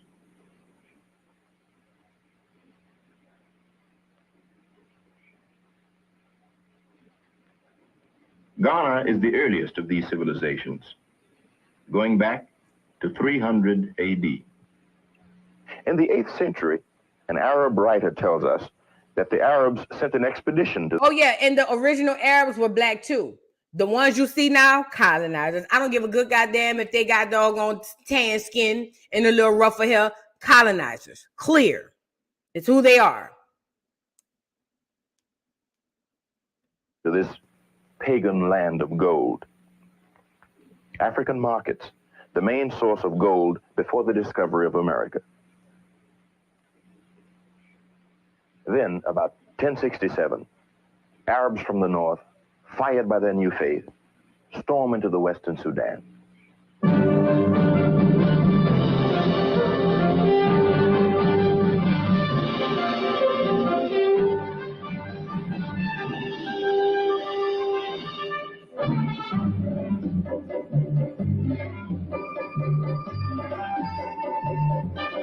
Now, you guys, I want to do you something. Hold on, let me see. The fabled Timbuktu. Students and scholars from all over the world came here to study. A Moorish traveler wrote, "More profit is made from the book trade than from all other branches of commerce." And let me say this too, to the niggas around here in America running around here saying we Moors, if you understand who the Moors were, you would not be saying that. You heard what he just said about the Moors? If you understood who the Moors were and what they did, you would not be running around here claiming you know goddamn more. Yes, they were black people, but they were not people of us. Hell, the Moors, the reason why them colonizers knew how to even get over here. They always had a Negro on the ship. They was the ones brought their asses over here. I'm going to run it back. They was the ones brought their asses over here. And I see black people talking about, somebody told me on one of them videos, "Oh, Voodoo, you a Moor. You a Moor motherfucking lie. I ain't no goddamn Moor. You could be a Moor. I ain't no Moor." Hell no, ain't no goddamn Moor. Any nigga running around here claiming to be a Moor, you crazy as hell. If you know who them people really were, you would not be around here claiming you was no goddamn Moor. I'm gonna run it back just a little bit. Look at what he said the Moor said. Look. Or men of violence. Could the same be said of the 14th century England or France? The kingdom of Songhai, most famous for its university, the fabled Timbuktu. The England and France. See, these are black Europeans. You know that, right? First Europeans were black. First Italians, black. First Spaniards, black. All these people were black. This is where the Moors is at. Look. Students and scholars from all over the world came here to study. A Moorish traveler wrote, "More profit is made from the book trade than from all other branches of commerce." If we ask ourselves a little more. He said a Moorish traveler. That's all a Moor is a traveling ass fucking a traveling Judas is what he is. He said the Moor said more profit is made from book sales than anything. Why? Because people are thirsty for knowledge. That's why the Bible is the most best-selling book of all time. People are thirsty for origin. People are thirsty for knowledge.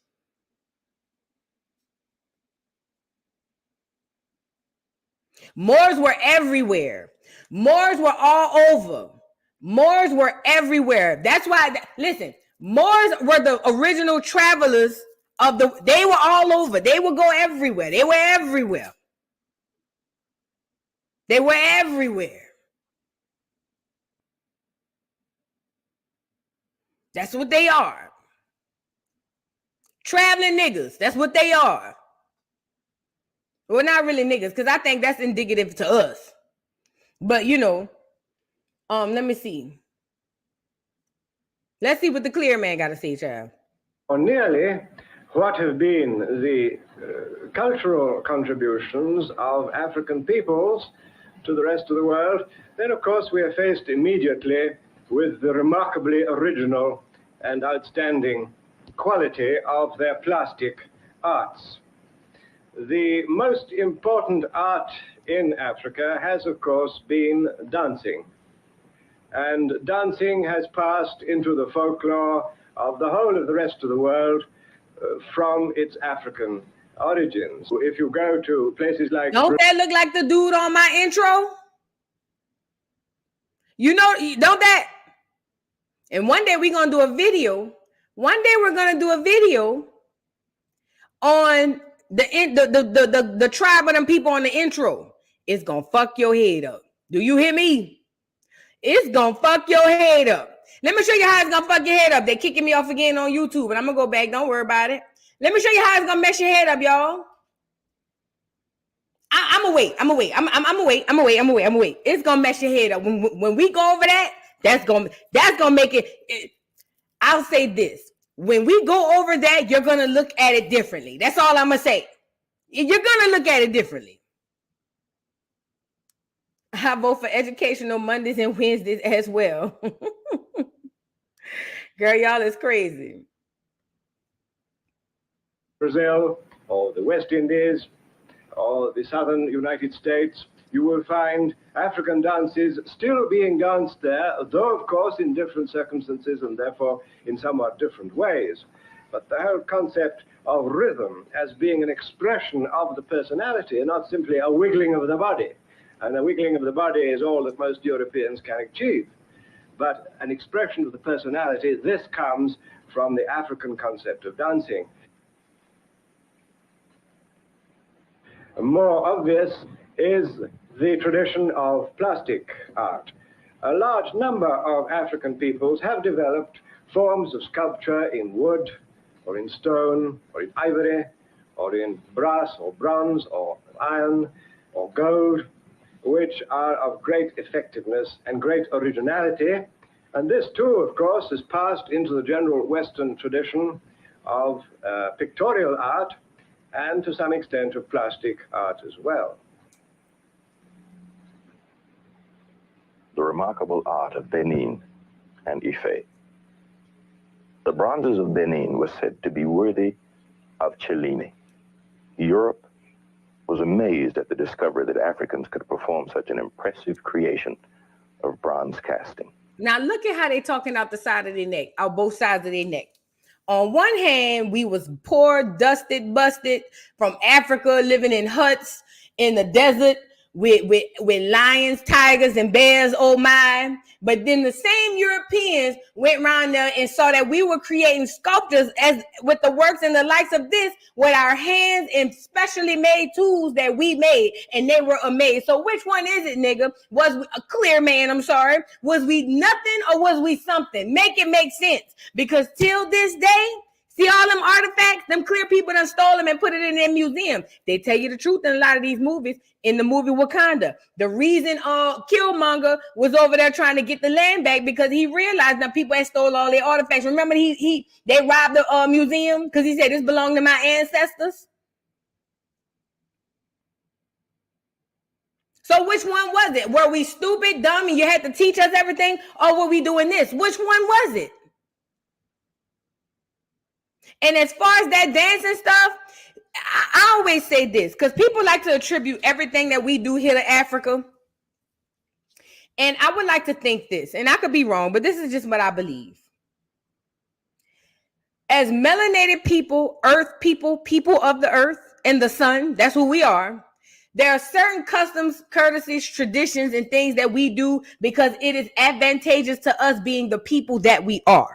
What do I mean by that, Voodoo? Okay, cool. So yes, the dancing, the rhythm, the being able to feel the beat, because our bone structures are thinner than the clear people. So we feel, that's why we have soul. That's why we have rhythm. That's a universal thing. It could be just a genetic thing versus everything we do all over the world come from Africa. Because that's cap. That's cap. When I look at a New Orleans Indian and they get up full dress, what part of Africa that come from? Nowhere.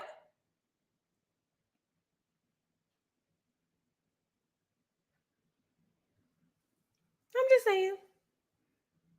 You got to make this type of shit make sense. African sculpture burst upon the European art world. It became a major influence Look at all these in the clear modern people. movement. Look. Coming up to see our shit. Braque, Modigliani, Leger, Deran found in African sculpture a freedom and a vitality they had been searching for. Here was no slavish imitation of nature, something the camera could do better, but a new and fresh way of looking at the world behind the appearance. We have only skimmed the surface of the history of African civilizations. Shut your ass up, Isaac. Look, let me say this. Yes, the melanin is a conduit as well. Absolutely. That's why I'm saying, because we're people of the same genetics of the earth, of the sun. Certain shit we do is because of who we are all over the world.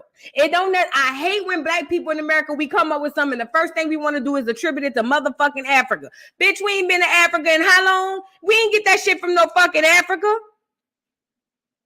So you mean the black Mexicans everywhere come from Africa? Girl, go lay down. Maybe, just maybe, we are intelligent enough and smart enough to just create some shit on our own. Just maybe. It's just a thought. Just a thought. Because let me gag you up right quick. You see that dance in my intro? You know that dance in my intro where the dude be doing it on that wah, and he had a costume on? Let me fuck y'all head up right quick. See, I was gonna save it, but I'm gonna just give you a little sneak peek. You see that wah, when the man be doing and then I show the New Orleans people doing the same thing. Y'all remember that? Y'all know the intro, right?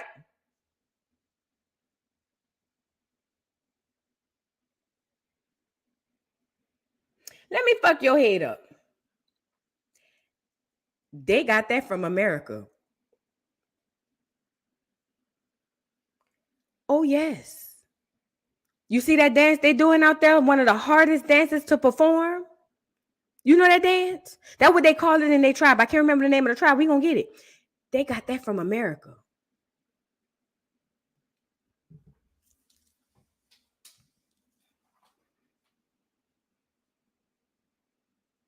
It's the beat for me. They came and seen niggas doing that in America. A young girl. And then she learned and they brought it back to her people. That's why it's one of the hardest dances to perform. Only certain people can do it. Everybody can't do it. They got that from us. We didn't get that from them. Stop giving all your shit to motherfucking Africa, bitch. Africa's still copying off us till this day. Did I not show y'all Africa's copying off us till this day. Right now, 2024, the Africans copy off of African Americans, Black Americans, whatever we want to call ourselves. They copying off us till this day. I kept telling y'all, up is down, down is up, left is right, right is left. Good is bad, and bad is good. I keep telling y'all, everything y'all hear, think about the opposite. Think about it. Think about it. The dances is Junkuno. Okay, that's fine, but they got it from us. They got it from us. Fact. We're going to go over it. They got it from us. Oh, yeah. Oh, yeah. See. When I first ran across it, I said, damn, that must come from Africa. That's our African roots. Then something said, well, wait a minute. As I go over the research on this shit, I said, well, I'll be damned. They say it's the hardest dance to do. And I look to my left and I look to my right and I say, shit, everybody can do this shit in New Orleans. What you mean? I mean, if you could dance. I'm not a dancer, but I can't. But everybody do that shit in New Orleans. That shit ain't no hard shit to do. So it made me do the research. And I found that a young girl came on a trip to America, Louisiana to be exact, saw the dance, carried her ass back over there to Africa, wherever they, the Zaulu, Zulu, Zebra, whatever tribe. And now they have a dance.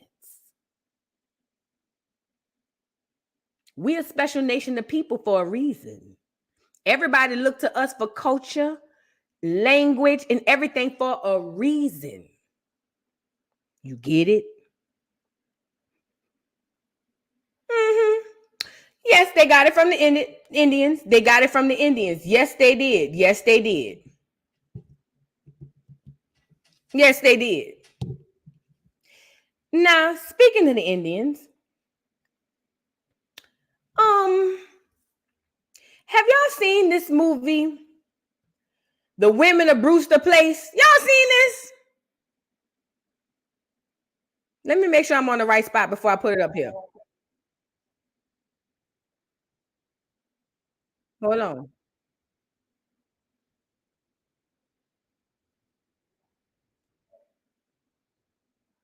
Okay, there you go. Hold on. Hold on. I gotta show y'all this.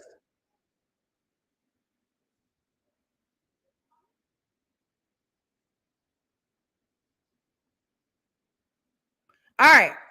So The Women of Brewster Place.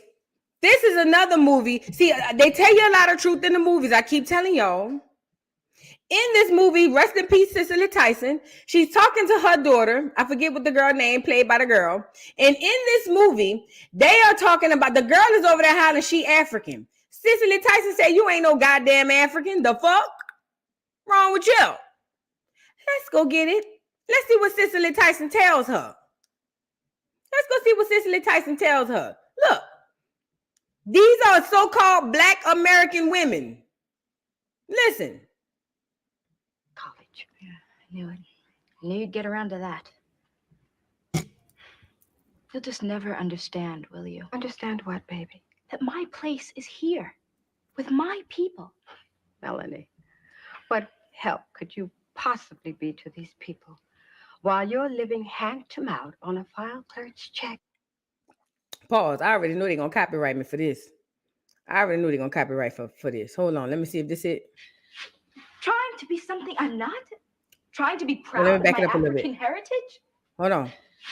Trying to be something no. I'm Back not? up a little bit. Sorry. Live in the slums to care, Melanie. Robin Givens. That's her You have name. to try to be something you're not.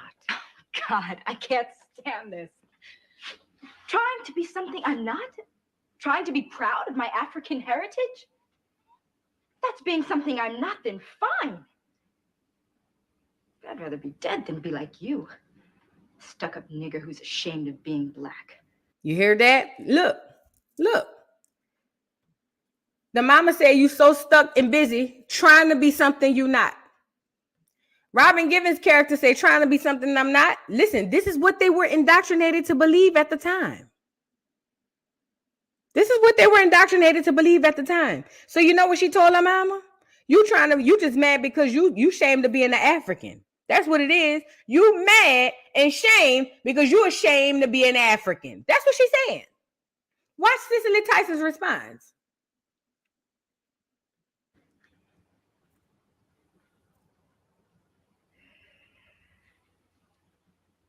My grandmother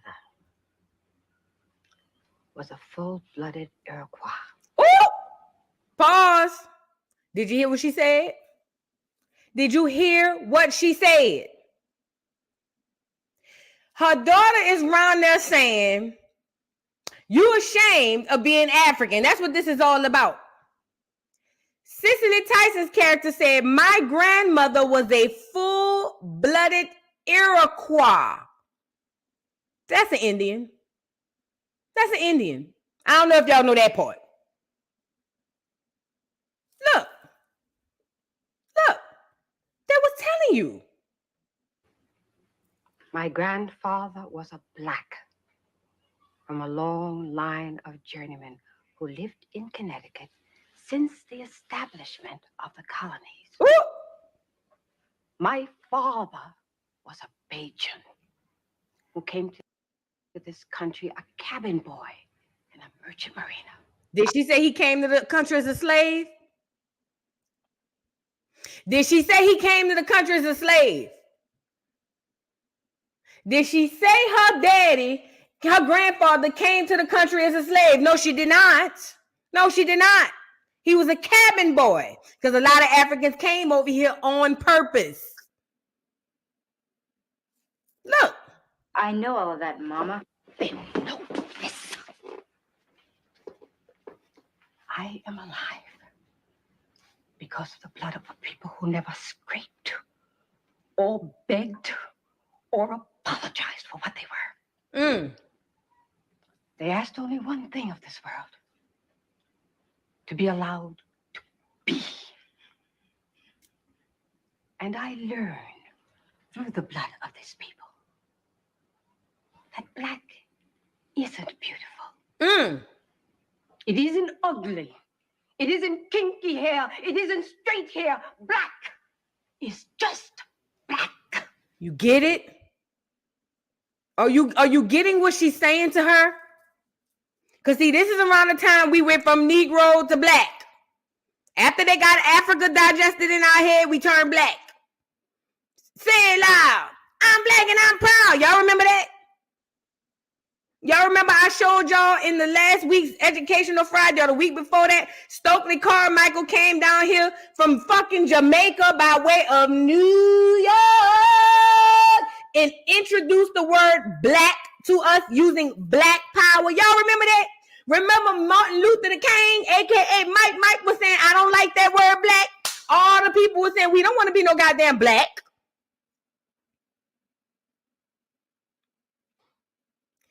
She's telling her, you black ain't beautiful, black ain't ugly, black ain't kinky hair. Black is just what it is. Goddamn black, girl. While you around here taking on that identity, you need to slow your motherfucking roll. I'm telling you who you are and where you come from. My grandmother was a full-blooded Iroquois. Your grandfather was a black journeyman who came here as a doggone carpenter worker or something like that. You ain't no goddamn black and you ain't no goddamn slave and you ain't no goddamn African.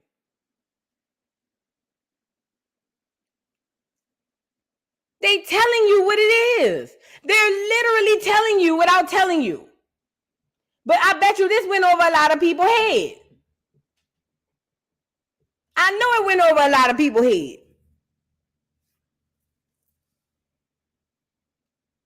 And meanwhile, you got an elder telling you right here, and I know it's a movie, but this happened in real life. You have an elder right here telling you who you are, and I'm pretty sure this girl or girls like her at this time still walked away thinking, I'm African, I'm black. because the schools told her.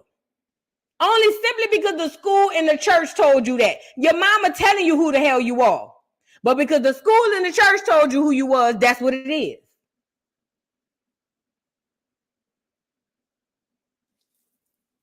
That's the part too. But we get black Americans get mad when other countries and people who are melanated don't call themselves black. You're right. You are absolutely right. You are absolutely right. This shit, you cannot make this shit up, y'all. I'm trying to tell y'all something. I'm literally trying to tell y'all something. Listen, let me say this, y'all. These people know exactly what they're doing. They know exactly what they are doing. You got Isaac Davis on one hand, around here telling motherfuckers that we from Africa, following a script. He's reading a literal script, telling us we from Africa. And then on the other hand, in another movie, you got them sitting up here telling you straight up to your face who the hell you was. You ain't no black. You ain't no African. You saw they did the girl in the Raisin in the Sun who come down and talking about this is full Nigerian garb. Girl, you ain't no goddamn Nigerian. The fuck? Take that ugly ass shit off. Now, her man didn't even want to go out to eat with her. He didn't even want to be seen in public with her. Even the mama said, why would this man want to come be around you with that ugly ass shit on? Take that shit off.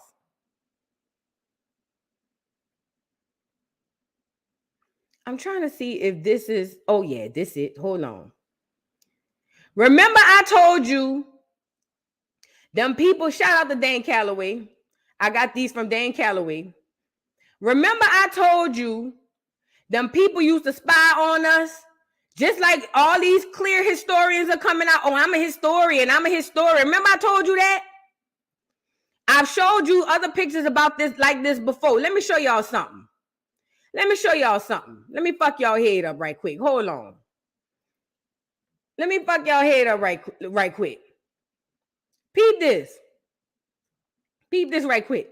The clear people were spying on us way long before they even got here. Long before they got here. Look at one of the images they came up with when they said what they saw when they came over here. You see that? You see that?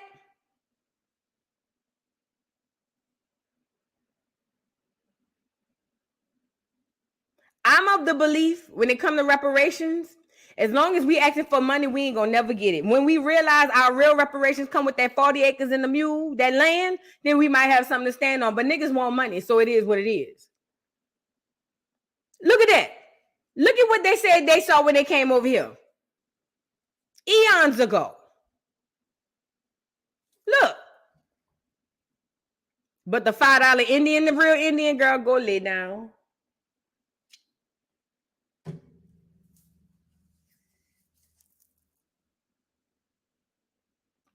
Absolutely, NQ. They know us more than we know ourselves because they've been studying us for the longest time.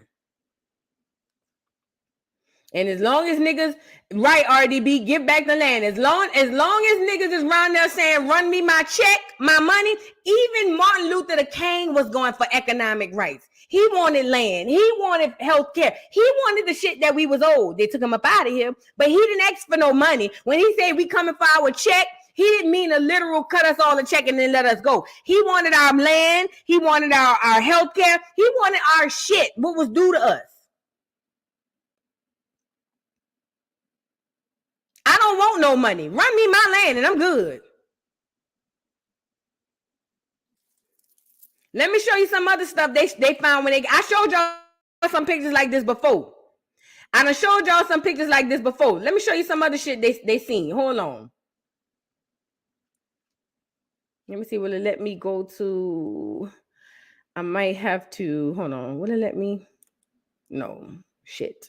Dang, it's on let me do one at a time. I should have put them in a goddamn slideshow. Hold on. Let me show you something else.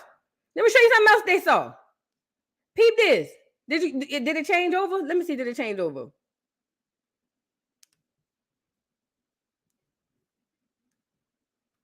Let me show you something else they saw. Look. Let me fuck y'all head up. This what them people saw when they came over here.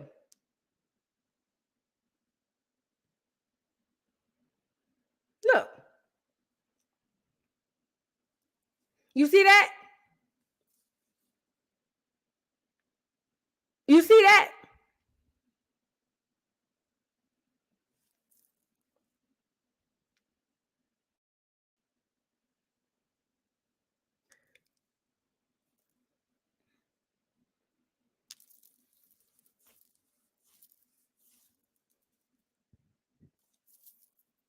Look. This was the Negroes before they got there. This is who they were before they got there.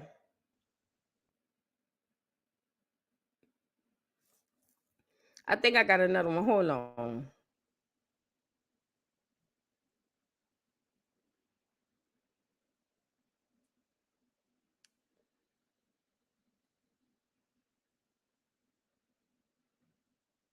Let me show you another one. Hold on.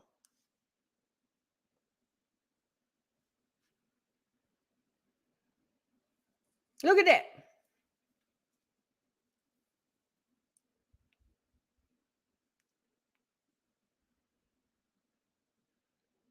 Look at that. Shout out to Dan Calloway. Did get it from him. And then I did go look it up for myself too. These are actual pictures. I told the lady in her mid-60s about roots today. She was surprised. Girl, my mama's still gagging over there. We were talking before I got on live, girl. My mama's still gagging right now. My mama was the generation they showed roots to. Do you hear me? Listen to me and listen to me good. My mama was the roots generation child. So much so, she wanted to name me Kizzy after the baby. My name was supposed to be Kizzy. My name was supposed to be Kizzy. She was one of them people.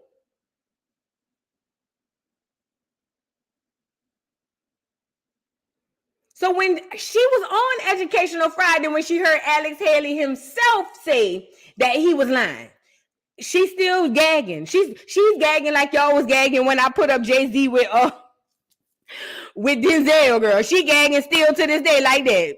She gagging like y'all was gagging when I put that picture of Denzel with Jay-Z up, child. She was like, I cannot. My mama believed, because the man came out and said that it was true, that this was folklore passed down through his family. He lied. He lied. They all lying. Alex Haley. Alex Haley Rondo is the author of the movie Roots. It was a book first, and then it was a movie. He came out with it's a slave movie. He came out saying, hey guys, this is a true depiction of who we are and how we got here from Africa. Whole time it was cap. Alex Haley stole that crap from a clear man who made it up. And the clear man came back and sued his ass. And Alex Haley had to come out and say, yeah, it was fake. Let me see if I can go find it. I'm about to see if I can go find it. Hold on. Just for shits and giggles, since we talking about it. Because I think we brought it up last time, but we didn't really discuss it. Let me see.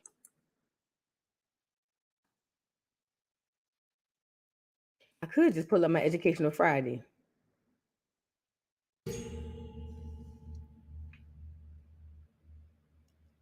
It was a hoax. It was bull. It's what it was. Let me show you. I'm gonna see if they got it on here. Hold on. Let this ad go. I'm gonna find it. Me, he said find it so I can show my mama. Your mama gonna gag like my mama did. She gonna gag just like my mama did. Hold on. I'm about to fuck your head up. I got it.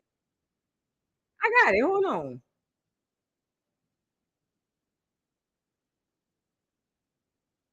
You know who else was in on it? LeVar Burton.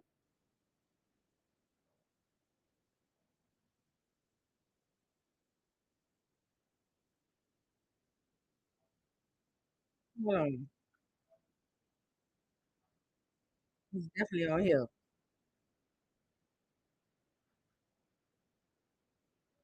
There you go. Hold on. Oh, is it right here? Hold on.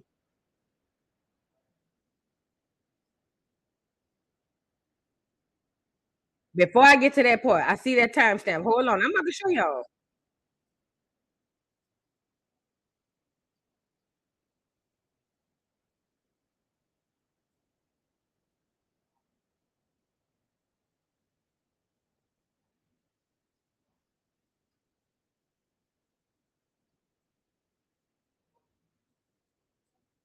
Let me show y'all this. Peep this. I'm about to fuck y'all head up. Fucking, I ain't got nothing else to do. I'm about to fuck y'all head up. Peep this. Now, this is the actor, LeVar Burton, the one who had the Reading Rainbow. I can go anywhere. Watch what he see. Peep this Negro out right here. Watch him. Hold on. Watch this nigga here. Which nigga? That nigga there. Watch him. Look. For 8 days in January 1977, an unheard of 85% of American households caught a part of the series. I think it's important that you saw this picture. Sparking debate in classrooms and in homes. Like the black people know we're trying to accomplish that men are equal. It rocked us. It tore the blinders off. We could not go back to the way we were before. Sure, I remember I went to a predominantly white high school and I was pissed going to school. Sure. And we had to work through that. You had to work through that. The series had such an impact. Many of the characters' names made it on to real birth certificates. Easy. Behold, the woman thing greater than yourself. I wanted to name her Ebony. He said, no, Kizzy. Kizzy, the name of Kunta's daughter. The name Teresita and Carlos Gonzalez. Didn't I tell y'all? Hold on. Hold on. What the hell? Quickly. Did I not tell y'all my mama wanted to name me Kizzy? Didn't I tell y'all that? This is how much of an impact this shit had on us. And I'm going to pull up my old live too. I got my old live up too. Hold on. Let me see. All right, girl. All right, hold on. I'm gonna pause this and let's get back to this. Hold on. This LeVar Burton. Look at LeVar Burton. Young immigrant couple living in New York in They had 77 immigrants naming their decided to children give after their these own daughter. I love it. I think it's powerful. I think it's impactful. Powerful how? Powerful because just like Kizzy, my family's here. You know, just like Kizzy. My daddy changed my mama's mind. And let me gag you up right quick. Not only did he change her mind, guess what he named me? A name after an Indian tribe. I mean, an Indian reservation. What are the odds? See how shit come full circle? My daddy, listen to me and listen to me good. My mama wanted to name me Kizzy. My daddy came at last minute, 4 quarter, overtime, and said, no, name her this. And it is the name of an Indian reservation. How that go, huh? Crazy. Let me see. This is how the impact was for Roots. Look. I am deep-rooted in the commitment to family. I instilled it in my children. So, you know, it's powerful in that sense. Kizzy, now married, a mother of 2. This is how We brought the entire family in for a private screening of Roots. The pain of the miniseries, the pride it revealed, all remembered. It's always hard to watch, but it is a lot to learn from. For this family and many others, N3gros as Kizzy in the remake. If you ever touch just one, I'll kill you. The key to that is continuing to shed light, continuing to tell truth, continuing to correct mistruths, and continuing to listen. I'm a fair man. Hush. Let's go get my educational Friday. Come over here. Come over to Voodoo Doll TV, please. It's not on the backup page. It's on the main page. Come over here. Look, peep this. Let me share this tab instead. Look at me. Was cute that day. Well, I had on a cute outfit. I had my braids in, girl. I'm putting my braids back in, girl. I'm putting my braids back in. I was cute. All right. But look, let's get into what I had found because I don't feel like researching it all over again. If you want to watch this whole documentary, K your ass down to Voodoo Doll TV. It's over there, okay? And it lists, the factors to be considered to. because he starred in the movie written by series, The Pride It Revealed. That's the one we just went over. He ain't nigga neither. Let me say this. Oh yeah, LeVar Burton ain't nigga neither. It helps give us a context for who we are. Why? How much is it if it's fixed? Pause. But it seems like Black settled a lawsuit yesterday by acknowledging that his. Hold on, Voot. Now I'm reading over the lawsuit. Look, this the clear man who talked about the lawsuit, who sued Alex Haley for stealing his shit. This a whole lie within itself. Look. I'm trying to get y'all to see. Open your eyes, y'all. Them people knew this was all a lie and stood on that lie, and to this day still stands on that lie. And I hate that for my people. I want to see if that's him saying it. Fake is equal. Let me see. His mouth. Embellish is not even a strong enough word for what happened. There go. Look, watch him say it. Watch him say it. Y'all check this out. Check out Alex Haley. Let me make it so y'all can see. I was cute that day. Check out Alex Haley in his interview. A scene that was shot in Roots after the African LeVar Burton had been told that his name was to be Toby, and he refused it, and he was beaten to make him say his name was Toby. And then after he was beaten, he's bloody and all, he was cut down, and he fell into the lap of Lou Gossett, who was playing fiddler.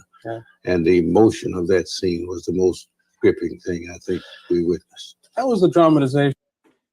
Listen, the reason that scene was put there was to evoke that emotion that y'all had when y'all saw it. Right. I know because I had it too. Right, Boo. Let's get back to it. Yeah, Boo. It was purposely done. Yep, sure was. And how much of that actually was recounted to you? I mean, was there a lot of interweaving story? The man asking him, okay, we learned about the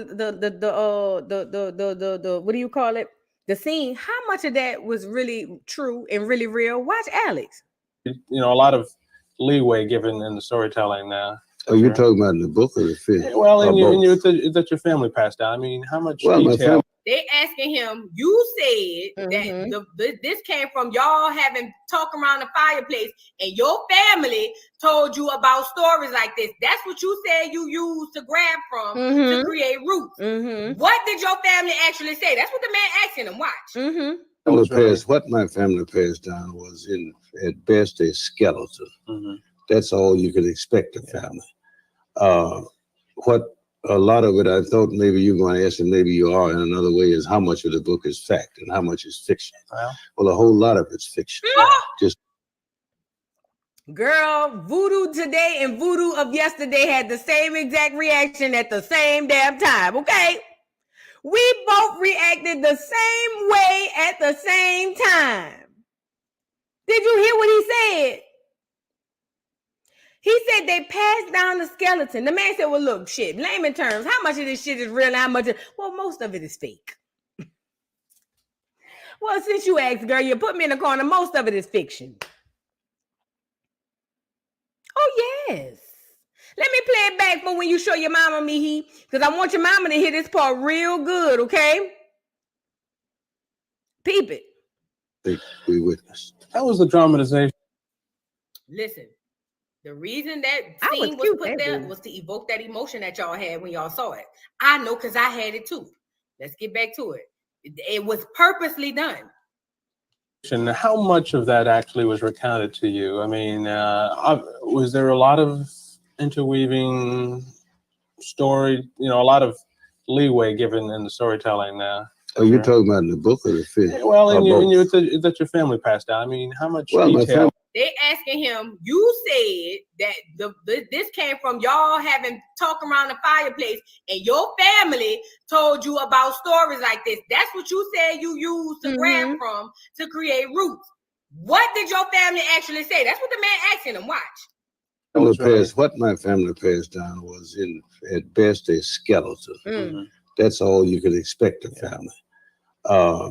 What a lot of it, I thought maybe you're going to ask, and maybe you are in another way, is how much of the book is fact and how much is fiction. Well, a whole lot of it's fiction. Just wait. Skirt.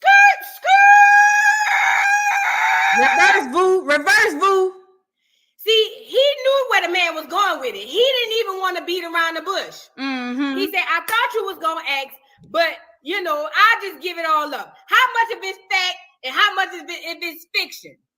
Hell, all of it damn near is fiction. Let me rewind it. Y'all think I'm... Rewind it, Vu. Rewind it, Vu. Listen. Vu, rewind it. So they can hear it again. Melanin Poppin says, slavery happened respectfully. Roots is embellished. Okay. I'm not going to... Listen. Thank you so much for the super chat. First of all, Melanin Poppin, you one of my people on here. I already know that subjects like this, that we have a hard hold on to, you know, when it comes to who we are and our identity. I know that, you know, we can't let go of a lot of things. Embellishment, that's straight up lying. Mm-hmm. This man right here just said how much of it is fact and how much of it is fiction. And I'm going to let him tell you, and then you can go on with embellishment. I'm not here to convince you that. I appreciate you for being here. Thank you so much. But I'm just telling you what he said. This is the man who wrote the book. Mm-hmm. Now, we've already gone over him stealing the book, and we're going to get into the lawsuit. Mm-hmm. We've already gone over him stealing the book, and we're about to get into the lawsuit. Mm-hmm. But he just said, and I'm going to let him say it one more time for the people in the back. Let them know it was fiction. Run how much that of it bitch was back, fact? Boo. How much of it was fiction? Run that bitch Practically back. all of it. Run it back, Boo, so they playing. Run it and back, then girl. Take that information and do with it as you please. I Run that really shit don't back. want to, you know, make it. Don't a thing argue like with them, Boo. It's fiction. They want to argue. Just like Run any it back. history book, you get a whole lot of it's fiction. And I say that in the sense, you know, how the hell do I know what Chicken George said 200 years ago? Right. You know, what you do is you research it 200 years ago. How the hell do I know what chicken fiction? And I say that in the sense, history book, you get a whole how much is fiction. Well, the book is fact, and how much is fiction. Mm-hmm. Well, a whole lot of it's fiction. Yeah. Just like any history book, you get a whole lot of it's fiction. He said, how much of it's fact and how much of it's fiction? He said, just like any history book you get, most of it is fiction.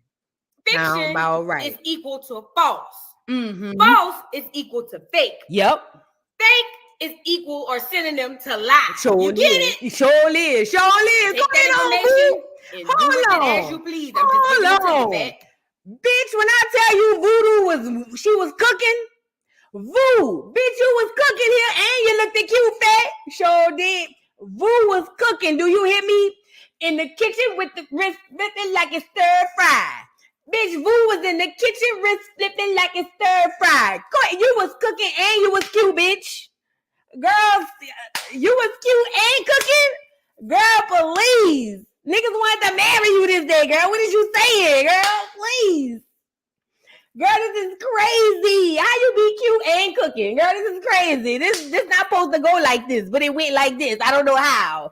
You know what I'm saying? It don't normally go like that, but somehow this day it went like this. She was cooking and she was cute, bitch. Oh, yeah, girl, please. Shout out to you, Voo. You's a bad bitch. You feel what I'm saying? Is a bad bitch. Shout out the Voodoo Doll. Voodoo Doll, shout out the Voodoo Doll, okay? I'm just saying. Let's go back into it. Oh, is there anything else really quickly, Voo, before we move on? And I say that in the sense, you know, how the hell do I know what Chicken George said 200 years ago? Right. You know, what you do is you research the time, the area. Really quick. Now, how the hell he gonna get up here and say, how I know what Chicken George said 200 years ago? Nigga, you wrote it. You wrote it. When you wrote it, you ain't tell us how the hell I'm supposed to know what Chicken George said. Nigga, you wrote it because you said your people told you what the fuck Chicken George said. Now all of a sudden, how the hell I'm supposed to know what Chicken George said? Go lay down, Alex. Hit my bad. He already laying down. You know what I'm saying? No pun intended. I didn't do it. The Lord called him home, not me. But this is what I'm saying. He already around here talking about, oh, how the hell I'm supposed to know what Chicken George said? Nigga, you tell me. You wrote the book. You put out the movie. You said that's what Chicken George said. Now all of a sudden, how the hell I'm supposed to know? Go lay down, Mr. Haley. Go lay down. Yes, Quan. Lying on the ancestors. I'm pretty sure they haunted him for that ugly ass shit. Because if I was an ancestor, he lied on me, that nigga wouldn't get a good night's sleep. Do you hear me? That nigga wouldn't get a good night's sleep. Now let's get into his lawsuit. The people did, he did, then Alicia, that's fucked up. Tell me how the hell I'm supposed to know. Nigga, you wrote it. You tell me. You wrote it, not me. How the hell I'm supposed to know? Nigga, you tell me. I didn't ask you. You came to me. I didn't come to you, Alex, and say, Alex, give me a story about the doggone slavery. You came to me and told me what they said. Now all of a sudden, how the hell I'm supposed to know? Nigga, you told me. That's what my mama said, Felicia. My mama said that. My mama said, she was like, girl, listen, I'm trying to tell y'all, they introduced the Africa shit in the 60s, and then they double back 20 years later in the 70s, or tens of years later in the 70s, and introduced the movie. So the 60s people got it in the book, but them 70s churn, they got a real picture. That put the icing on the cake to seal the deal. That's why we around here not right now windmilling saying we slaves. That's why in 2024 we windmilling running around here telling everybody we slaves, because the 60s they got the people in the 60s, and then they got their churn or their nieces and nephews in the 70s, late 70s, early 80s. And in 2024, if you tell a nigga he ain't no slave, he get the windmilling, because that's too many generations done passed that told him he was. There go Gina in my Cat Williams voice. I don't know why liars lie. They just do.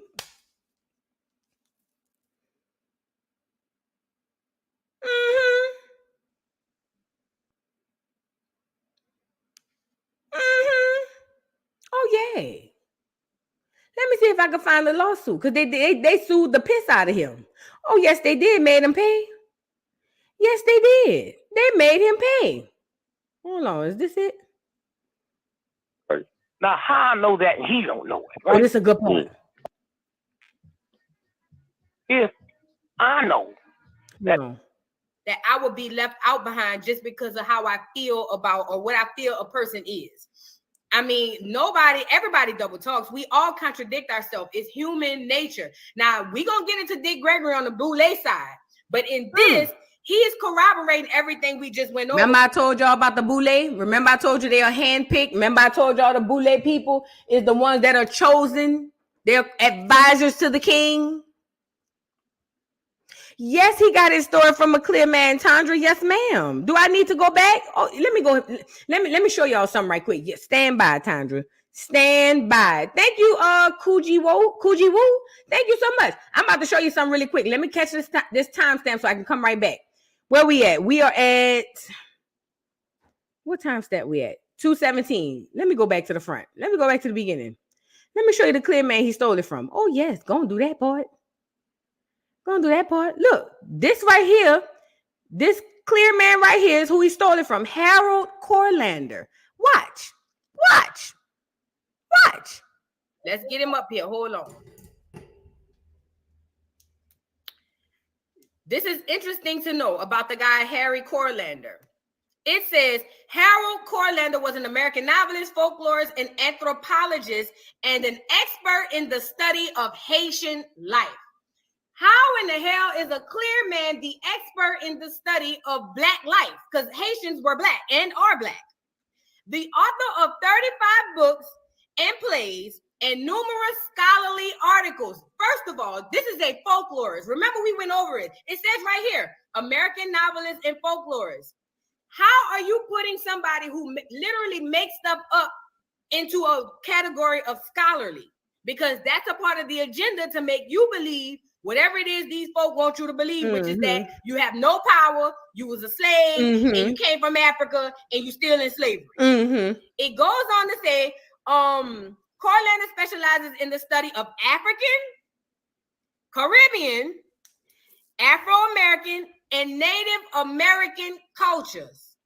Listen, because we don't need to go through all of this, because I'll have to break this live down one day within itself. Look, peep this.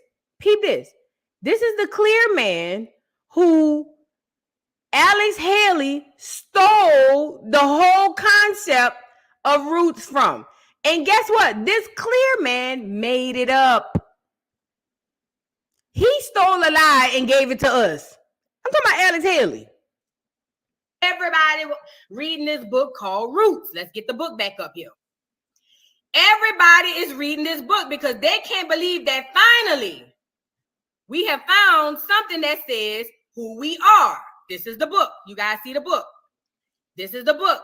Roots, the Saga of an American Family by Alex Haley, which is a knockoff or a plagiarism of the book The African. Remember that?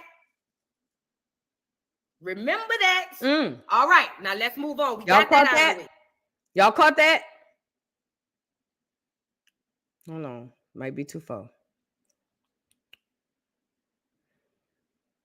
The African. Remember that? Everybody reading this book called Roots. Let's get the book back up here. Everybody is reading this book because they can't believe that finally we have found something that says who we are. This is the book. You guys see the book. This is the book. Roots, the Saga of an American Family by Alex Haley, which is a knockoff or a plagiarism of the book The African. Remember that? Remember that? All right, now let's move on. We got that out of the way. Hold on, Vu. Hold on, Vu. Hold on. Right. So, okay, boom. Freemasons, by the way. Alex Haley was a renowned American writer, best known for his he was Freemason too. Now, this could be a coincidence, but you know, whatever. Let's get into. Oh yeah, you know I love when I put a little Malcolm in there. Let's get Malcolm up here and see what my brother Malcolm had to say. What you got to say? Working so flawlessly to where we are literally around here saying we need reparations for slavery, and we don't even know if it happened the way it happened. I'm not saying it didn't happen. I'm saying we don't know if it happened the way it happened. Listen, look at this. My bad. Where's the volume at? I was having the volume at? Time. I had a time, but I'm gonna find it. Can you guys hear this?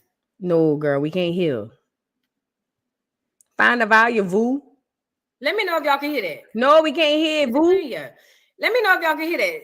Normally, it's like a little. I want to play the whole video because it could be long, but one woman, and that was me. Alex Che put it to 4. I don't know who the other 3 were supposed to be. Do you know what I'm saying? Mind you, this is Malcolm X's wife. He wrote a biography about Malcolm X. And his wife is over there saying Malcolm X lied on her husband. He lied. It's what she said. The shit he wrote in that book, my husband ain't said that ugly ass shit. Look. Put out Roots. And don't get me wrong. Hear me out. There's a reason why Roots came out when it came out. And when he started mentioning other women, she said he put that there were 4 women that Malcolm trusted. That was a lie. So we already know right now that he was a spy. He worked in Intel. Alex Haley now, he stole the idea of Roots from a clear man who made it up anyway. His name was Harold. What's his name? Harold. Before I go there, let me read y'all something so y'all can see it with your own eyes. Things to it. So put out Roots, and don't get me wrong. I gotta get these. Well, let me just tell you, Alex kind of took what do you call that? Creative license? Yes, absolutely. And he did that after Malcolm's assassination. Malcolm said from the beginning that it would be the Black Muslims in coordination with the government. He never changed. That was Haley's part that he put in there. One of the things he was saying that he only trusted one woman, and that was me. Alex Che put it to 4. I don't know who the other 3 were supposed to be. Do you know what I'm saying? So did you guys get what she was saying? So basically, Malcolm X's wife, Sister Betty Shabazz, rest in peace, she was saying that Malcolm only trusted one woman.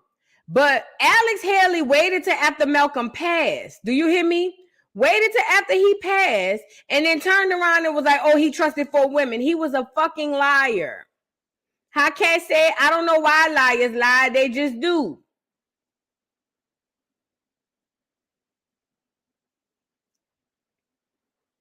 Oh, shit. Oh, look at Miss Parker. Hey, girl.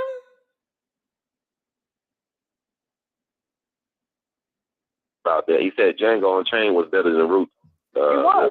It was. Okay. This is Dick Gregory. Huh? Well, at least we know where it come from. Mm-hmm. When that who the Kendrick got that book, he couldn't hit that white boy. Mm-hmm. So who cares? So when you doing the truth, you know how many people got mad at Jesus? Huh? Mm. They killed King. Did he make you mad? Huh? Mm-hmm. Okay, so you gonna pick who you gonna be mad at and who you not, because you don't understand. I just told you just now. Mm-hmm. And one of the things I think you should do, if we don't have the time now, listen, you got your computer sitting in front of you? Yes, sir. You got it in front of you? Yes, sir. Then punch up the federal courts in upstate New York, punch up Harry Hollander, who wrote The African and the case. It is right there. Okay? Mm-hmm. All that crap he was doing wasn't nothing but lies. Huh? Wasn't nothing but lies. That somebody else wrote the truth, but he didn't write it. Huh? Mm-hmm. He didn't write it. If I know that Alex Haley didn't write Roots and didn't write Malcolm, okay? Mm-hmm. See, the thing you asked him, he said he hated Malcolm. Listen. He wasn't just working. Really quickly. Now, Let me tell y'all something. Said Alex Hold Haley. on, boo. Look, let me say this, y'all. Let me say this.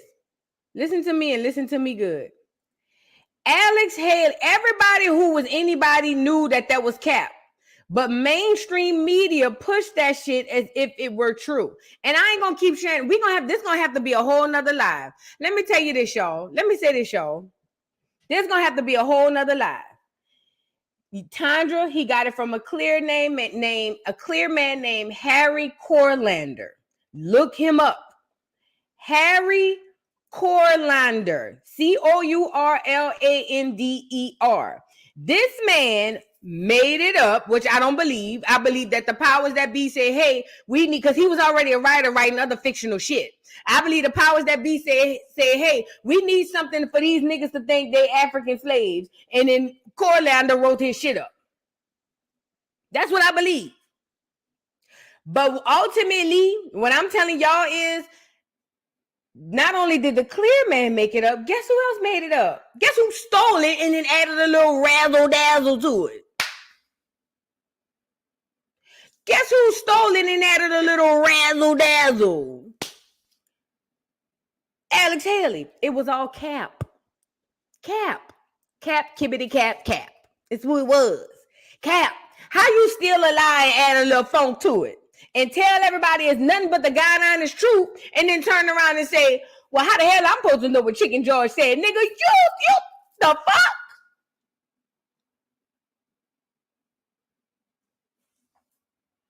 And right after that, what LeVar Burton got?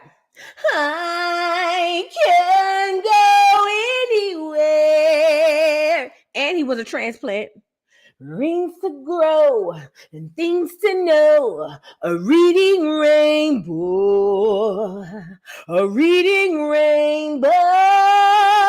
He got him a show because he did what he supposed to do, like Martin Luther the King. You get it? Are we tracking? That's why I don't like celebrities. They all lying. They all playing in our face, girl. They playing in our face. I ain't got no tail, girl.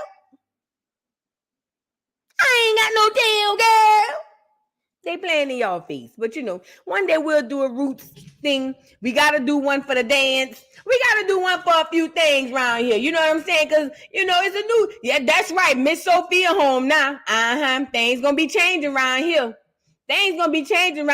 Oh, shut up, you old fool. Miss Sophia home now. Oh, yeah. Miss Sophia is home. Okay? Thank you, Watts family, for the Cash App. Thank you, Shamika, for the Cash App. Taryn, Regina, Shamika, April LeBlanc, Momo Mimosa. Hey, how you been, boo? Thank you for the cash app.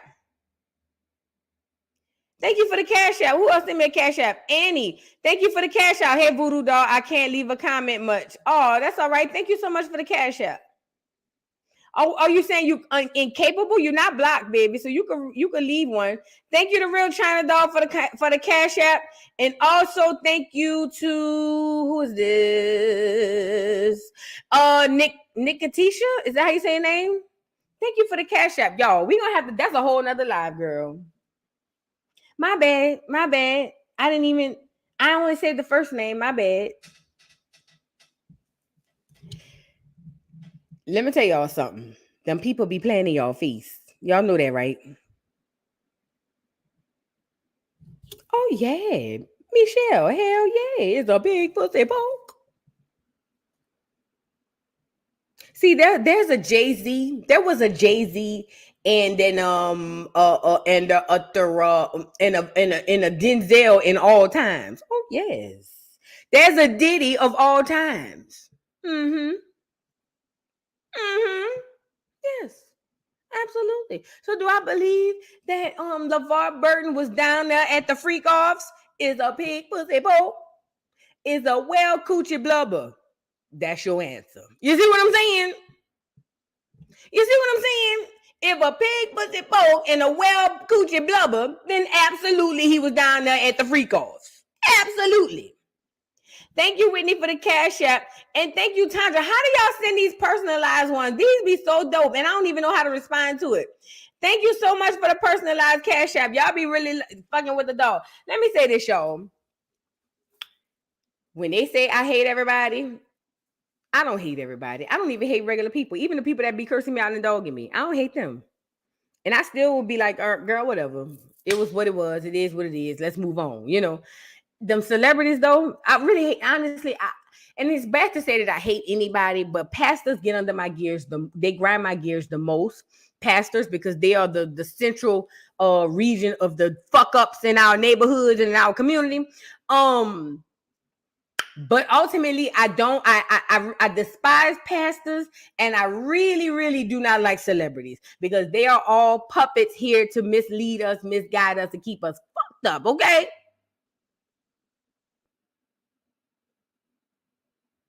It just is what it is.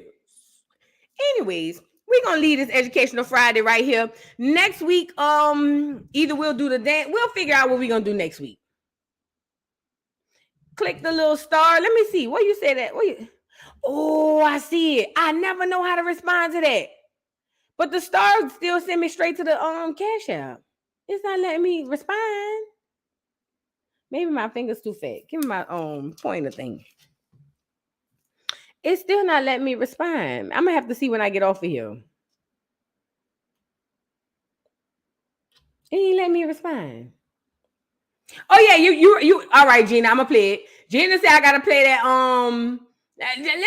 Listen, and I'm gonna say it one more time before I play it. Look, listen. See them people, them celebrities, all y'all faves. They all playing with y'all. They all playing in y'all face. And one day, I'm gonna need y'all to do this here right quick for me.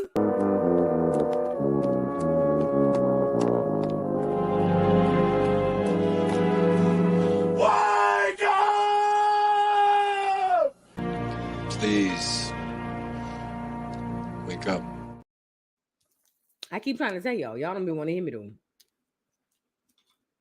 Anyways, we're gonna go over that live again one day. We got some other things going on, y'all. Please, I'm gonna go live a little bit tomorrow early before 3, because 3 o'clock I'm going to my man's uncle. He's turning 70 something. He's an older guy, so we're doing a birthday thing for him tomorrow. So I ain't gonna be able to be out here tomorrow evening, but I definitely will pull up tomorrow early, but probably around 12.